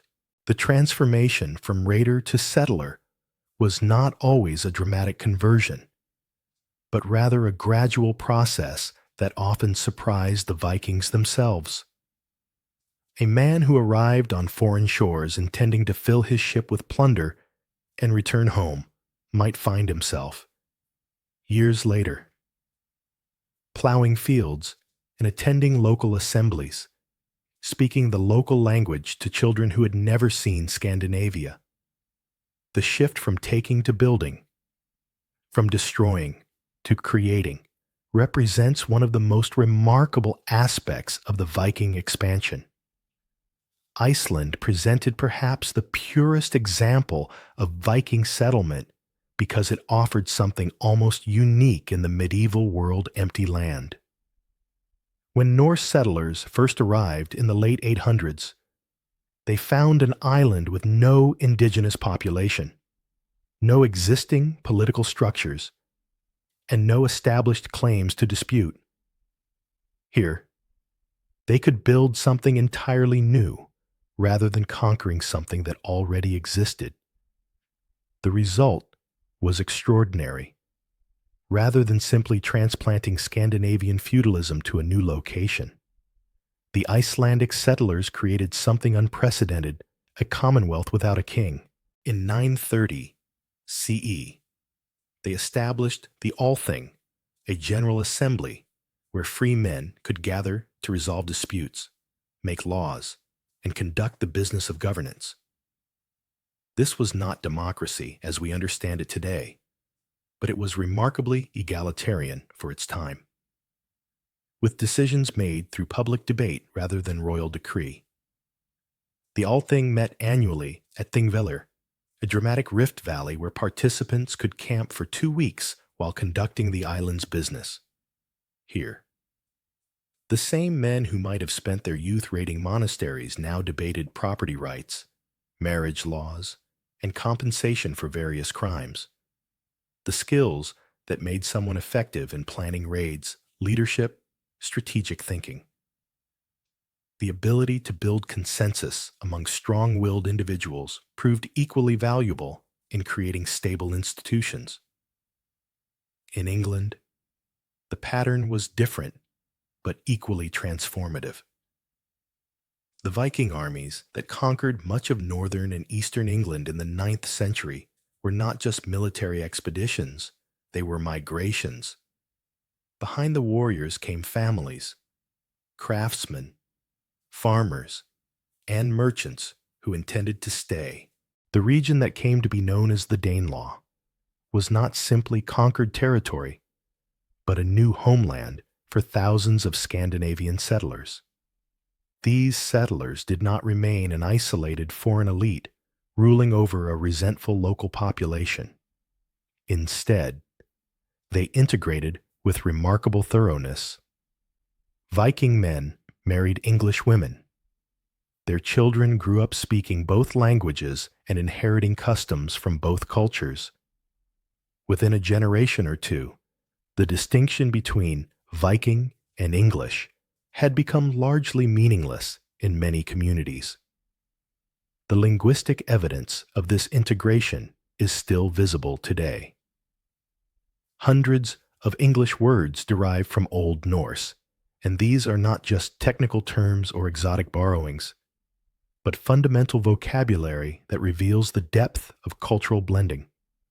Words like sky, skin, egg, husband, knife, happy, and anger entered English from Norse, suggesting that Viking settlers were not just ruling from a distance, but living alongside English families, sharing daily life so completely that their languages merged. Even more telling are the place names scattered across northern England. Villages ending in by, meaning settlement, thorp, meaning village, and gate, meaning street mark areas where Scandinavian settlers established permanent communities. These places were not military outposts, but farming villages where Viking families raised crops, kept livestock, and gradually became English, while remaining distinctly Scandinavian in their cultural traditions. Perhaps the most dramatic example of Viking adaptation occurred in northern France, where the strategy of buying off raiders with land grants produced unexpected consequences. In 911, the French king Charles the Simple faced a dilemma that had plagued European rulers for over a century: how to stop persistent Viking raids along the Seine River. His solution was both desperate and brilliant. Rather than continuing the expensive and largely ineffective strategy of fighting the raiders, Charles offered their leader, Rollo, a substantial grant of territory around Rouen in exchange for converting to Christianity and agreeing to protect the region from other Vikings. In essence, he hired one group of Vikings to fight off all the others. Rollo accepted the deal, and the results exceeded everyone's expectations. The territory that became known as Normandy, Land of the Northmen, was transformed from a war-torn frontier into one of the most stable and prosperous regions in France. The Vikings who settled there embraced their new roles with characteristic intensity, becoming not just landowners, but enthusiastic defenders of their adopted homeland. Within a few generations, these former raiders had become thoroughly French in language and culture, but they retained the military prowess and organizational skills that had made them formidable opponents. The irony was perfect.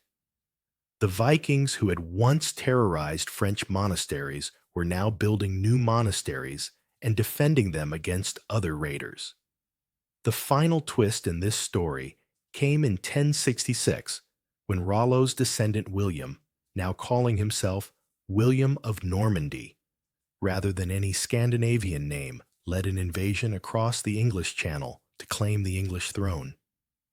The Norman conquest was, in essence, Vikings who had become French conquering Vikings who had become English.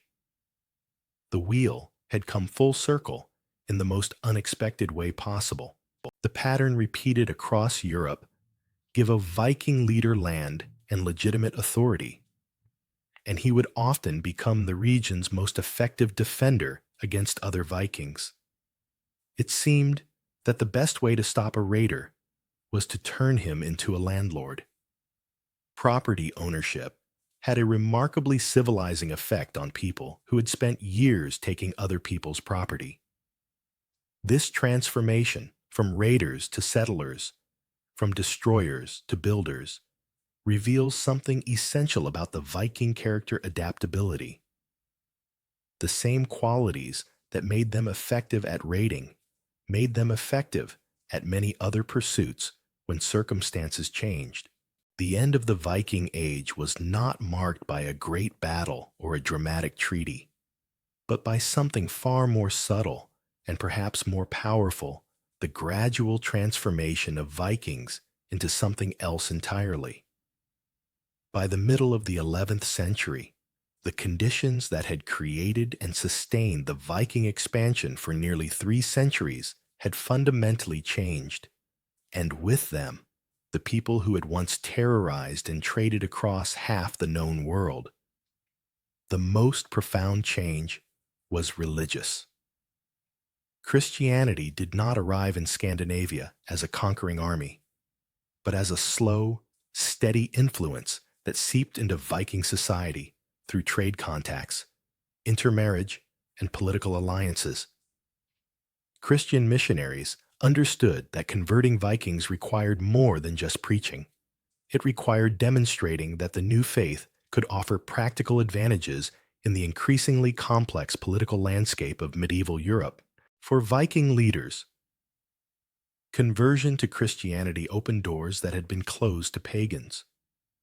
Christian rulers were more likely to make alliances with fellow Christians, more willing to engage in diplomatic negotiations, and more inclined to honor treaties and trade agreements.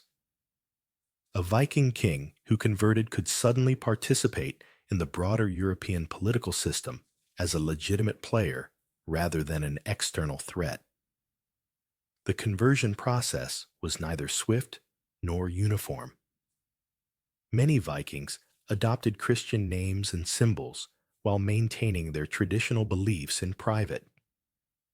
Others blended Christian and pagan practices in ways that would have horrified theologians, but made perfect sense to people navigating between two worlds. But over time, the new religion fundamentally altered Viking society by introducing concepts that were incompatible with traditional raiding culture. Christianity emphasized peace, charity, and protection of the weak, values that directly contradicted the warrior ethos that had driven Viking expansion. The new faith condemned slavery, one of the most profitable aspects of Viking commerce. It promoted centralized ecclesiastical authority that undermined the independence of local chieftains. Most importantly, it offered an alternative path to honor and status through piety and religious service, rather than through martial prowess and successful raids. Simultaneously, the political landscape of Scandinavia itself was changing. The loose confederation of independent chieftains and regional strongmen that had characterized Viking society was giving way to more centralized kingdoms with stronger royal authority. Kings like Harald Bluetooth of Denmark, Olaf Tryggvason of Norway, and Olaf Skutkonung of Sweden were consolidating power and establishing state institutions that could control and channel the energy that had once fueled independent raiding expeditions. These monarchs understood that uncontrolled raiding by their subjects created diplomatic problems with neighboring kingdoms and disrupted the trade relationships that were becoming increasingly important to royal revenues. A king who could not control his own nobles was not taken seriously by other European rulers, and a kingdom that continued to export raiders found itself isolated from the profitable alliances and commercial networks that defined successful medieval statecraft. The solution was to transform the warrior class from independent operators into royal servants. Former raiders were given lands and titles that tied them to the crown, converting their martial skills from a threat to royal authority into a source of royal power. The energy that had once driven men to seek fortune across the seas was redirected toward royal service, territorial defense, and the complex military campaigns that characterized medieval warfare. Perhaps most importantly, the Vikings, who had settled in foreign lands, were rapidly assimilating into local cultures. This process was accelerated by intermarriage, economic integration, and the simple passage of time. A Viking warrior who settled in northern England and married a local woman might maintain some Scandinavian customs, but his children would grow up speaking primarily English, attending Christian services, and identifying more with their local community than with distant Scandinavia. Within 2 or 3 generations, the descendants of Viking settlers had often become indistinguishable from their neighbors. The grandson of a fierce Danish warrior might speak fluent French, pray devoutly in a Christian cathedral, and have no idea how to build or navigate a longship. The skills and knowledge that had made the Viking expansion possible were not passed down because they were no longer necessary or valued in the communities where these families now lived.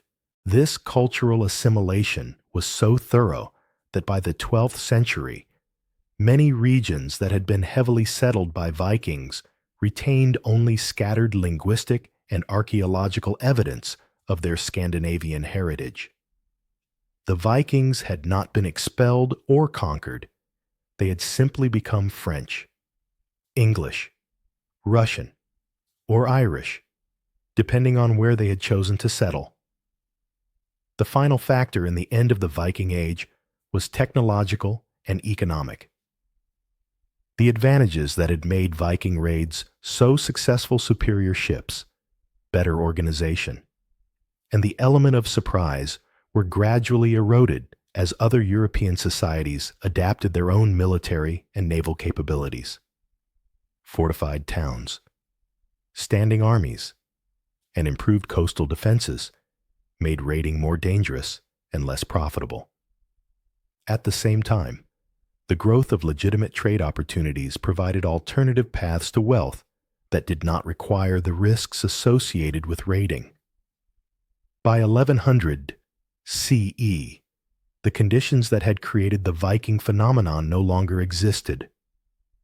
Scandinavia had become Christianized and politically centralized. Viking settlers abroad had assimilated into local populations. The technological and organizational advantages that had made Viking expansion possible had been copied or countered by other societies. Most importantly, the economic and social pressures that had originally driven young Scandinavians to seek their fortunes overseas had been resolved through internal development and legitimate commercial opportunities. The age of the longships had passed, but their legacy endured. It lived on not just in museums and archaeological sites, but in the genetic heritage of millions of people across Europe and beyond, in the vocabulary of languages that still carried Norse loanwords, and in the restless spirit of exploration that had carried these northern seafarers to the edges of their known world and beyond. If you close your eyes and picture a Viking, what do you see? Perhaps a massive, bearded warrior wearing a horned helmet, wielding an enormous axe covered in dirt and blood. screaming battle cries as he charges into combat. If so, you are envisioning someone who never existed, a fantasy creature cobbled together from centuries of misunderstanding, romantic imagination, and deliberate myth-making. The truth about the Vikings is far more complex and, in many ways, far more interesting than the caricature that has dominated popular culture for so long. But separating fact from fiction requires peeling away layers of misconception that have accumulated like sediment over the centuries, obscuring the real people beneath. Let us start with the most persistent and obvious myth, the horned helmet. Walk into any costume shop, open any children's book about Vikings, watch any Hollywood movie, and there they are, those distinctive curved horns jutting out from metal helmets like the antlers of some mythical beast. The image is so ubiquitous that it has become synonymous with Vikings themselves. The reality is simpler and more practical. No Viking warrior ever wore horns into battle. Not one. Not ever. The entire concept is a 19th century invention that first appeared in Richard Wagner's opera Der Ring des Nibelungen, where costume designers decided that horned helmets would look more dramatic on stage. The idea caught on in artistic depictions and eventually became accepted as historical fact, despite having no basis in archaeological evidence. Consider the practicality for a moment. A warrior wearing horned helmet would be providing his enemies with convenient handles to grab during combat, making it easier to twist his head, throw him off balance, or simply pull his helmet off entirely. Horns would also catch on tree branches, doorways, and low ceilings, making the wearer clumsy and vulnerable.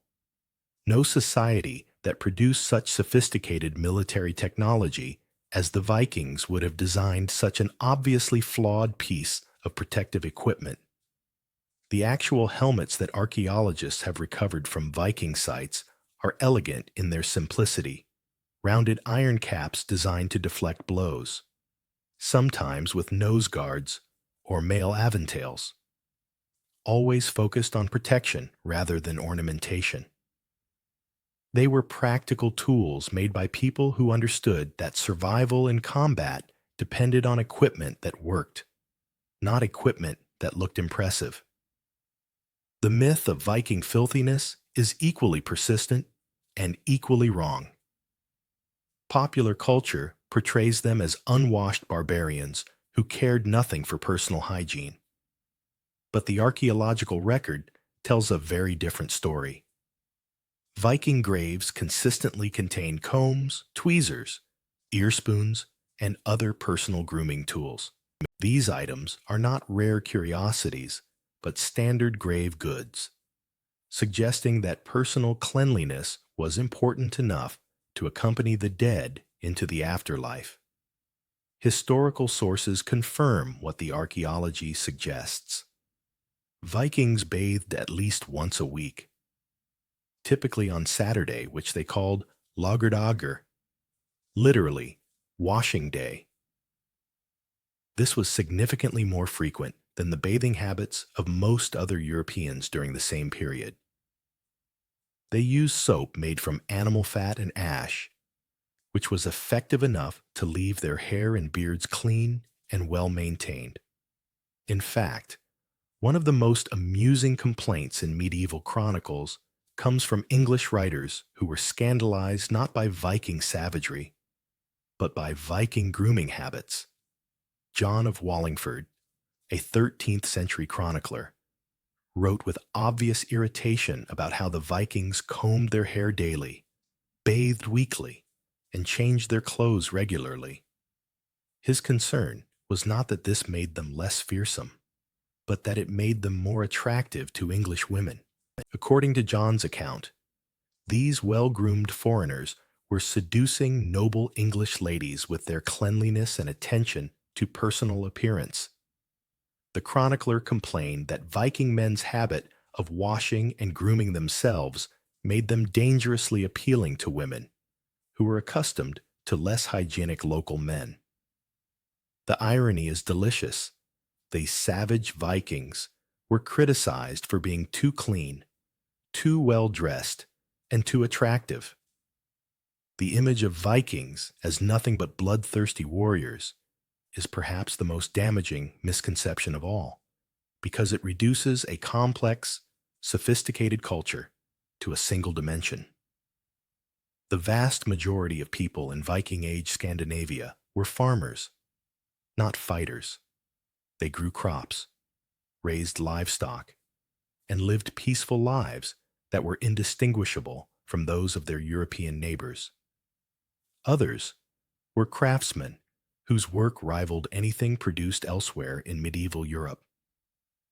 Viking metalworkers created jewelry of extraordinary beauty and complexity. Their woodworkers produced everything from simple household items to the masterpiece ships that made their expansion possible. Their textile workers created fabrics that were traded across continents. Still others were poets whose works survive to this day, telling stories that reveal a literary culture of remarkable sophistication. The sagas written in Iceland represent some of the finest narrative literature of the medieval period, demonstrating psychological insight and storytelling skill that rivals anything produced in more civilized courts. Even among those who did go Viking, who participated in raids or trading expeditions, the majority spent most of their time engaged in peaceful activities. A man might go on 1 or 2 raids in his youth, then spend the rest of his life farming, trading, or practicing a craft. The warrior lifestyle was typically a young man's pursuit, abandoned in favor of more stable occupations as one aged and acquired family responsibilities. The real Vikings were neither the savage barbarians nor the noble heroes that popular culture has made them. They were people complex, contradictory, human people who lived in a particular time and place and responded to the challenges and opportunities of their world with the same mixture of wisdom and foolishness, courage and fear, generosity and selfishness that characterizes human beings in every age. Language is perhaps the most intimate gift one culture can leave to another. When people adopt words from a foreign tongue, they are not just borrowing sounds, they are incorporating new ways of thinking, new concepts, new perspectives on the world. The English language carries within it the DNA of Viking settlement. And every day, without realizing it, millions of people speak with the voices of those long-dead Norse settlers. The depth of this linguistic inheritance is startling once you begin to notice it. These are not exotic loan words or technical terms borrowed for specific purposes. These are fundamental building blocks of communication, words so basic to English that it is almost impossible to speak without using them. Consider the simple word they. Say it slowly. They. This tiny pronoun, which you probably use dozens of times each day, came directly from Old Norse, before the Vikings settled in England. The English pronoun for the third-person plural was I, but the Norse there, pronounced they, gradually replaced it, along with them and their. Every time you refer to a group of people using these pronouns, you are speaking with a Viking voice, using words that traveled across the North Sea in the minds and mouths of Scandinavian settlers. The word window carries an even more evocative history. It comes from the Old Norse vindauga, which literally meant wind eye, a hole in the wall through which the wind could see. Think about that image, wind eye. The Vikings looked at an opening in a wall and saw it as an organ of perception for the invisible forces of nature. When you look through a window today, you are looking through a wind eye, seeing the world through a metaphor created by people who lived 1,000 years ago. The days of the week themselves are a Viking calendar, a temporal map marked with Norse gods. Tuesday belongs to Tyr, the one-handed god of war and justice who sacrificed his hand to bind the wolf Fenrir. Wednesday is Woden's Day, Odin's Day, named for the All-Father who traded his eye for wisdom and hung himself from the world tree to learn the secrets of the runes. Thursday carries the name of Thor, the thunder god whose hammer protected both gods and humans from the giants of chaos. Friday honors Frigg, Odin's wife, goddess of marriage and motherhood. Every week, English speakers move through a Norse pantheon without realizing it. Monday belongs to the moon, and Saturday to Saturn, preserved from earlier traditions. But the middle of the week, the working heart of our temporal rhythm, beats with the names of Viking gods. When you say, "See you Thursday," you are invoking Thor. When you celebrate, "Thank God it's Friday," you are acknowledging Frigg. The most fundamental actions of human existence carry Norse names. Give, take, get. These basic verbs of exchange and acquisition come directly from Old Norse. Before the Vikings, English speakers used different words for these concepts, but the Norse words proved so useful, so precisely expressive, that they displaced the native English terms entirely.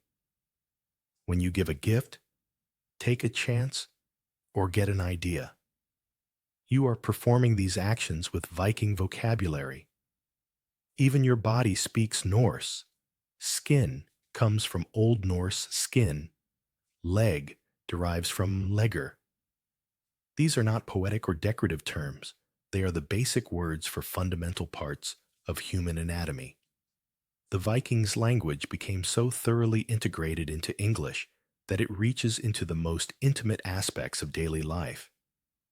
The weather above you carries Norse names. Sky comes from ski, meaning cloud. The Norse word gradually expanded to mean the entire heavenly vault, the dome of air and space above the earth. Every time you look up at the sky, you are seeing it through Viking eyes, calling it by a Viking name. Other everyday words reveal the practical concerns of a seafaring people. Husband originally meant housebound, someone who managed the household economy while others traveled. Knife comes from nifr, the essential tool that every Viking carried. Anger derives from anger, meaning grief or sorrow, suggesting a culture that understood the close relationship between pain and rage. Even more subtle, but equally important, are the grammatical structures that Norse contributed to English. The simplified grammar of modern English, with its reduced inflections and more flexible word order, shows the influence of a language contact situation where Norse and English speakers needed to communicate effectively. The complexity was stripped away, leaving a more streamlined language that could serve speakers of both traditions. The process was gradual and largely unconscious. Children growing up in mixed communities spoke a hybrid language that drew from both traditions, keeping the words and structures that worked best and discarding those that seemed unnecessary or confusing. Over generations, this natural selection of linguistic features produced a language that was neither pure English nor pure Norse, but something new, a fusion that combined the best features of both. What makes this linguistic legacy remarkable is not just its extent, but its invisibility. unlike French loanwords in English, which often retain a foreign flavor and are recognizable as imports. The Norse words in English have become so thoroughly naturalized that they feel more English than many words that actually originated in Anglo-Saxon. This linguistic integration reflects the broader story of Viking settlement, not conquest and domination, but gradual blending and mutual influence. The words they left behind are not monuments to Viking power, but evidence of Viking assimilation, of a people who became so thoroughly part of English life that their language became indistinguishable from the native tongue. Every day, without knowing it, you speak their names, think their thoughts, and see the world through their metaphors. There is something restless in the human spirit that refuses to be satisfied with the known world. It whispers to us in moments of quiet routine, suggesting that somewhere beyond the familiar horizon lies something worth discovering. This restlessness drove our ancestors out of Africa, across continents, over mountain ranges, and eventually across oceans to lands they could not have imagined. In the Vikings, we see this ancient human impulse distilled to its essence, the willingness to risk everything familiar for the possibility of something better. Perhaps this is why their story resonates so deeply across cultures and centuries, far beyond the reach of their actual historical influence. The Viking expansion was not unique in human history. Countless peoples have migrated, explored, and settled new territories. But something about the Viking example captures the imagination in a way that other migrations do not. Maybe it is the scale of their ambition, crossing the North Atlantic in open boats with no certainty of what they would find. Maybe it is the completeness of their commitment, burning bridges behind them, literally and figuratively, to build new lives in unknown lands. Or maybe it is simply that their story feels familiar at some deeper level, resonating with impulses that still move us today. Consider the young person who leaves a small town for the uncertainty of a big city, carrying everything they own in a single suitcase, knowing no one, with only the conviction that somewhere in that urban maze lies opportunity that could never exist in the place they are leaving behind. The specifics are different, but the fundamental drive is identical to what sent Norsemen across the Atlantic 1,000 years ago, the belief that risk and uncertainty are prices worth paying for the chance at a better life. Think about the astronauts who strap themselves to rockets and blast off toward the International Space Station, or the engineers planning missions to Mars. They are driven by the same restless curiosity that made Vikings wonder what lay beyond the western horizon. The technology has evolved beyond recognition, but the human motivation remains unchanged. The compulsion to explore, to push boundaries, to see what has never been seen before. Even in our everyday lives, this Viking spirit manifests in smaller but no less significant ways. The entrepreneur who quits a stable job to pursue an uncertain business idea. The graduate student who dedicates years to researching something that might lead nowhere. The couple who sells everything to travel the world, trading security for experience. The immigrant who learns a new language and adapts to a foreign culture for the sake of opportunities that exist nowhere else. In each case, the underlying psychology is similar to what drove a Norwegian farmer to build a boat and sail into the unknown North Atlantic. It is the willingness to trade the certain for the possible, the familiar for the potentially better, the safe for the meaningful. This restlessness is not always comfortable. It can make us dissatisfied with perfectly good lives, constantly wondering about paths not taken and doors not open. It can drive us to make decisions that seem irrational to those who prefer stability and predictability. But it is also the source of almost everything that makes human civilization remarkable. Without this restless curiosity, we would still be small bands of hunter-gatherers in East Africa. Every advance in human knowledge, every geographical discovery, every technological breakthrough, every work of art that pushes boundaries has emerged from someone's refusal to accept that the world, as it is, represents the limits of what it could become. The Vikings embodied this spirit with particular clarity because their circumstances demanded it, living in a harsh, resource-poor environment. They could not simply accept their limitations and resign themselves to subsistence. They had to innovate, explore, and adapt, or face gradual decline. Their expansion was not driven by abstract philosophical curiosity, but by the practical necessity of finding better options than the ones available at home. But necessity alone does not explain the full scope of Viking achievement. Plenty of people throughout history have faced harsh circumstances without responding with such systematic exploration and settlement. What made the Vikings different was their combination of practical need with cultural values that celebrated boldness, rewarded innovation, and honored those who succeeded in expanding the boundaries of their world.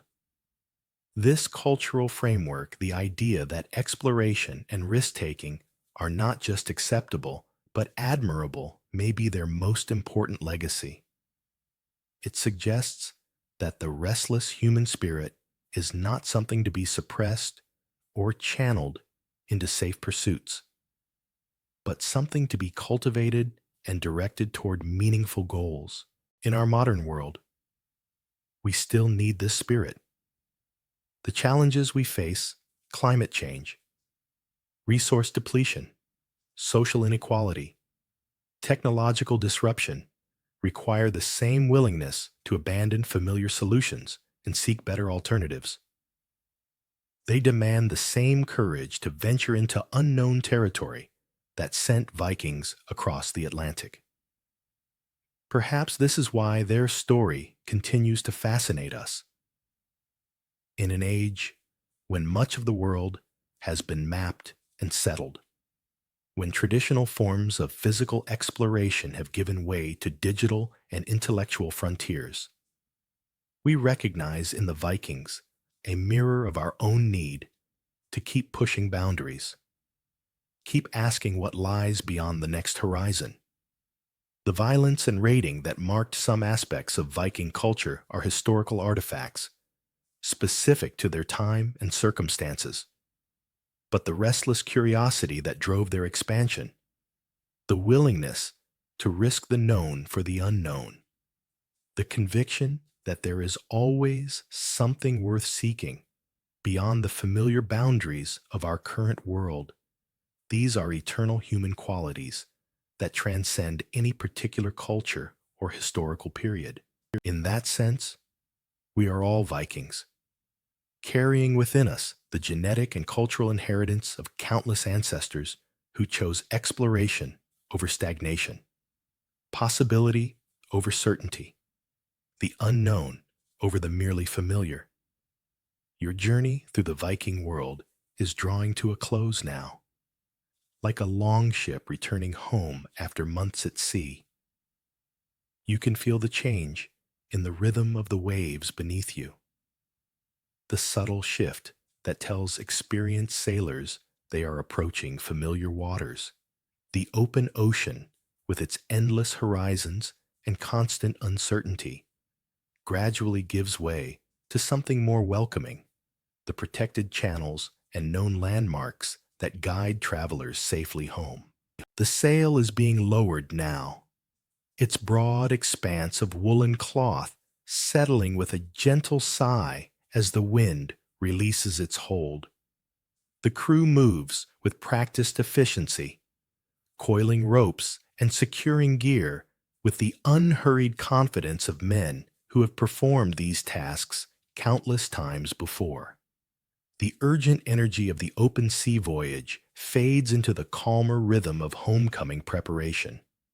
You can hear it in the water now, the different sound that waves make when they encounter the sheltered waters near shore.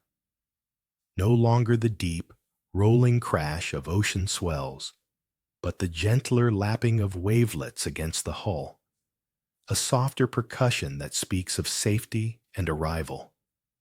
The ship's motion changes too, becoming less dramatic, more predictable, as it enters the protected harbor where storms cannot reach.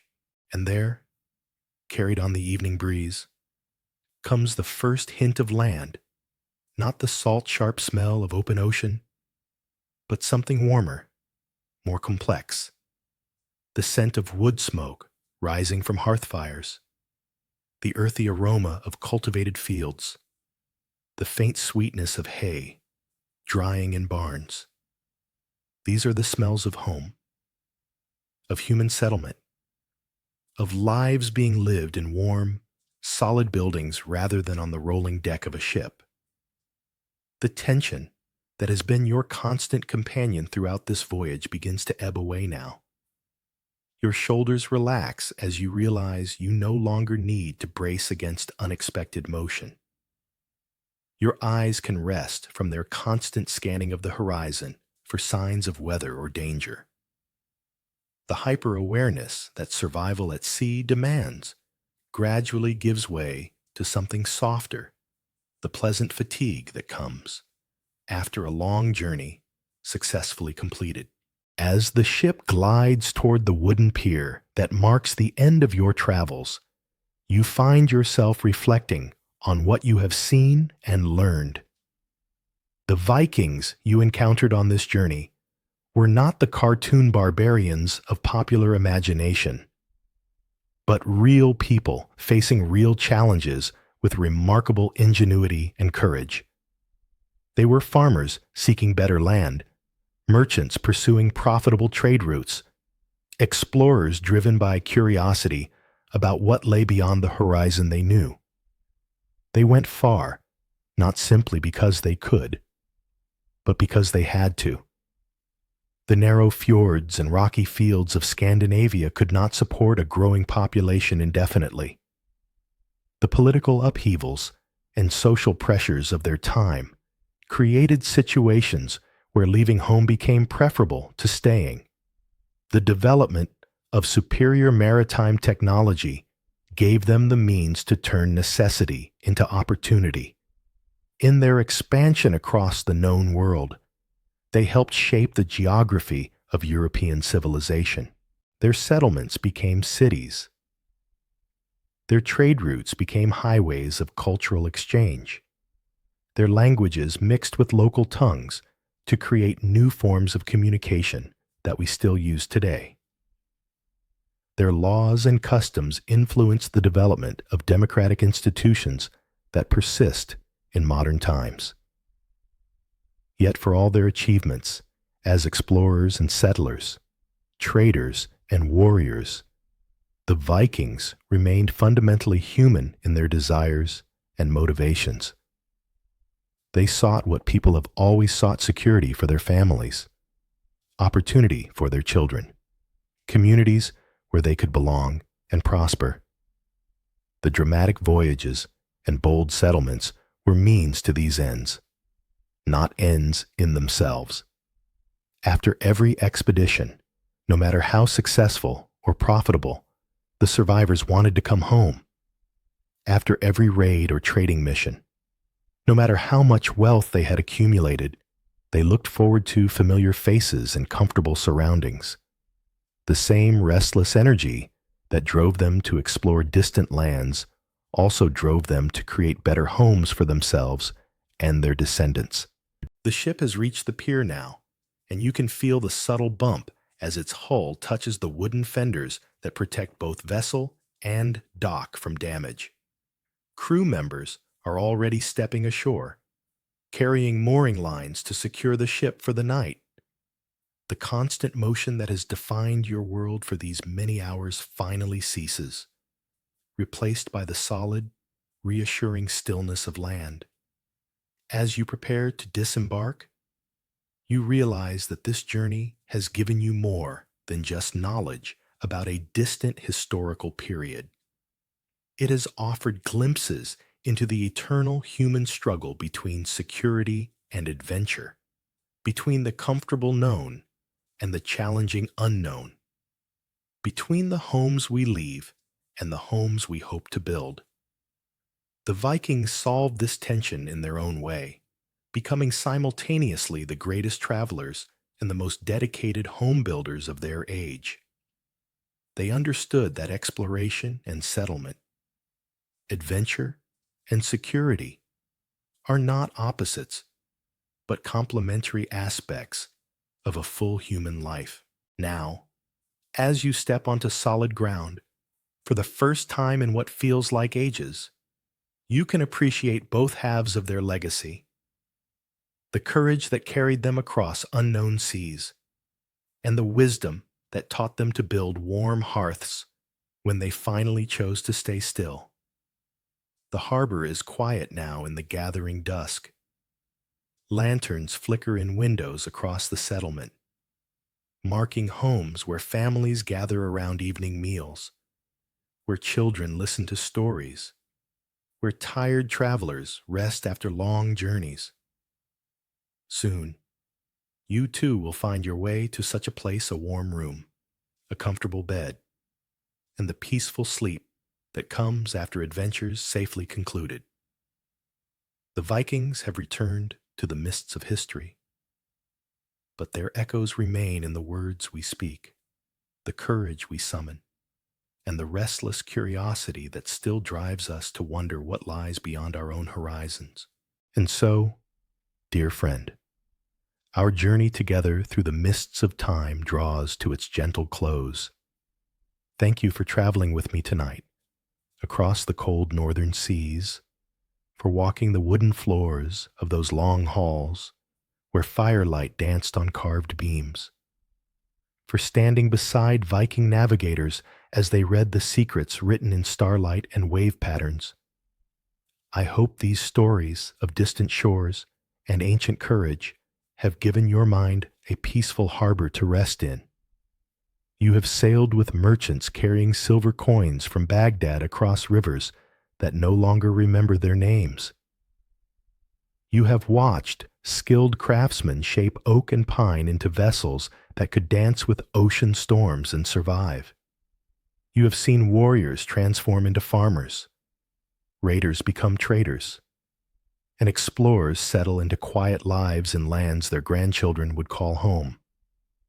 You have witnessed one of humanity's great adventures, the restless search for something better beyond the familiar horizon. But every journey, no matter how far it takes us, must eventually lead us home.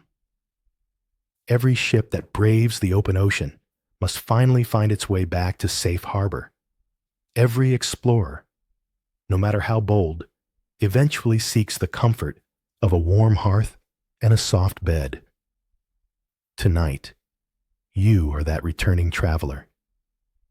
The excitement of discovery is fading now into the sweet fatigue that follows adventure. The tension of unknown seas is giving way to the gentle rhythm of familiar shores. You can feel yourself settling, like a ship whose anchor has finally found good holding ground after a long voyage. Let the images from our journey begin to soften now.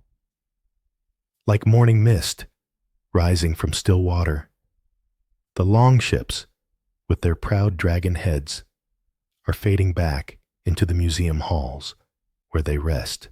The Vikings themselves are returning to their saga pages and archaeological sites, their stories told, their lessons shared. The cold northern winds are dying down to whispers, and the crash of waves against distant shores grows ever more distant.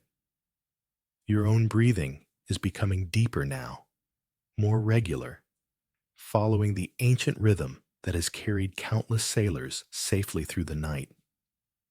Feel your body sinking a little deeper into comfort with each breath, as if you were settling into the soft furs and woolen blankets that lined a Viking bed on a cold northern night. There is nothing left to worry about now. No storms to weather, no strange coasts to navigate, no unknown dangers to face. The night watch has been set. The ship is secure. The harbor is safe. You have done what the day required of you, and now it is time for rest. Let your mind drift like a ship with no particular destination, carried by gentle currents toward the peaceful waters of sleep. If thoughts of tomorrow's responsibilities try to claim your attention, let them pass by like distant sails on the horizon, visible but not concerning. Someone else's journey rather than your own. The stars that guided Viking navigators across unknown seas are still shining tonight, keeping their ancient watch over all travelers.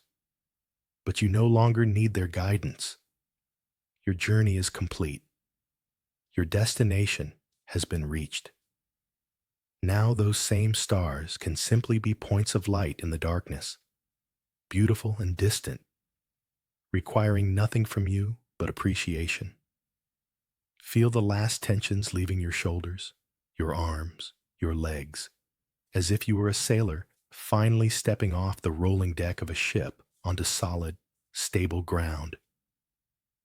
Let that solid ground cradle you now, supporting you completely, asking nothing in return but that you rest.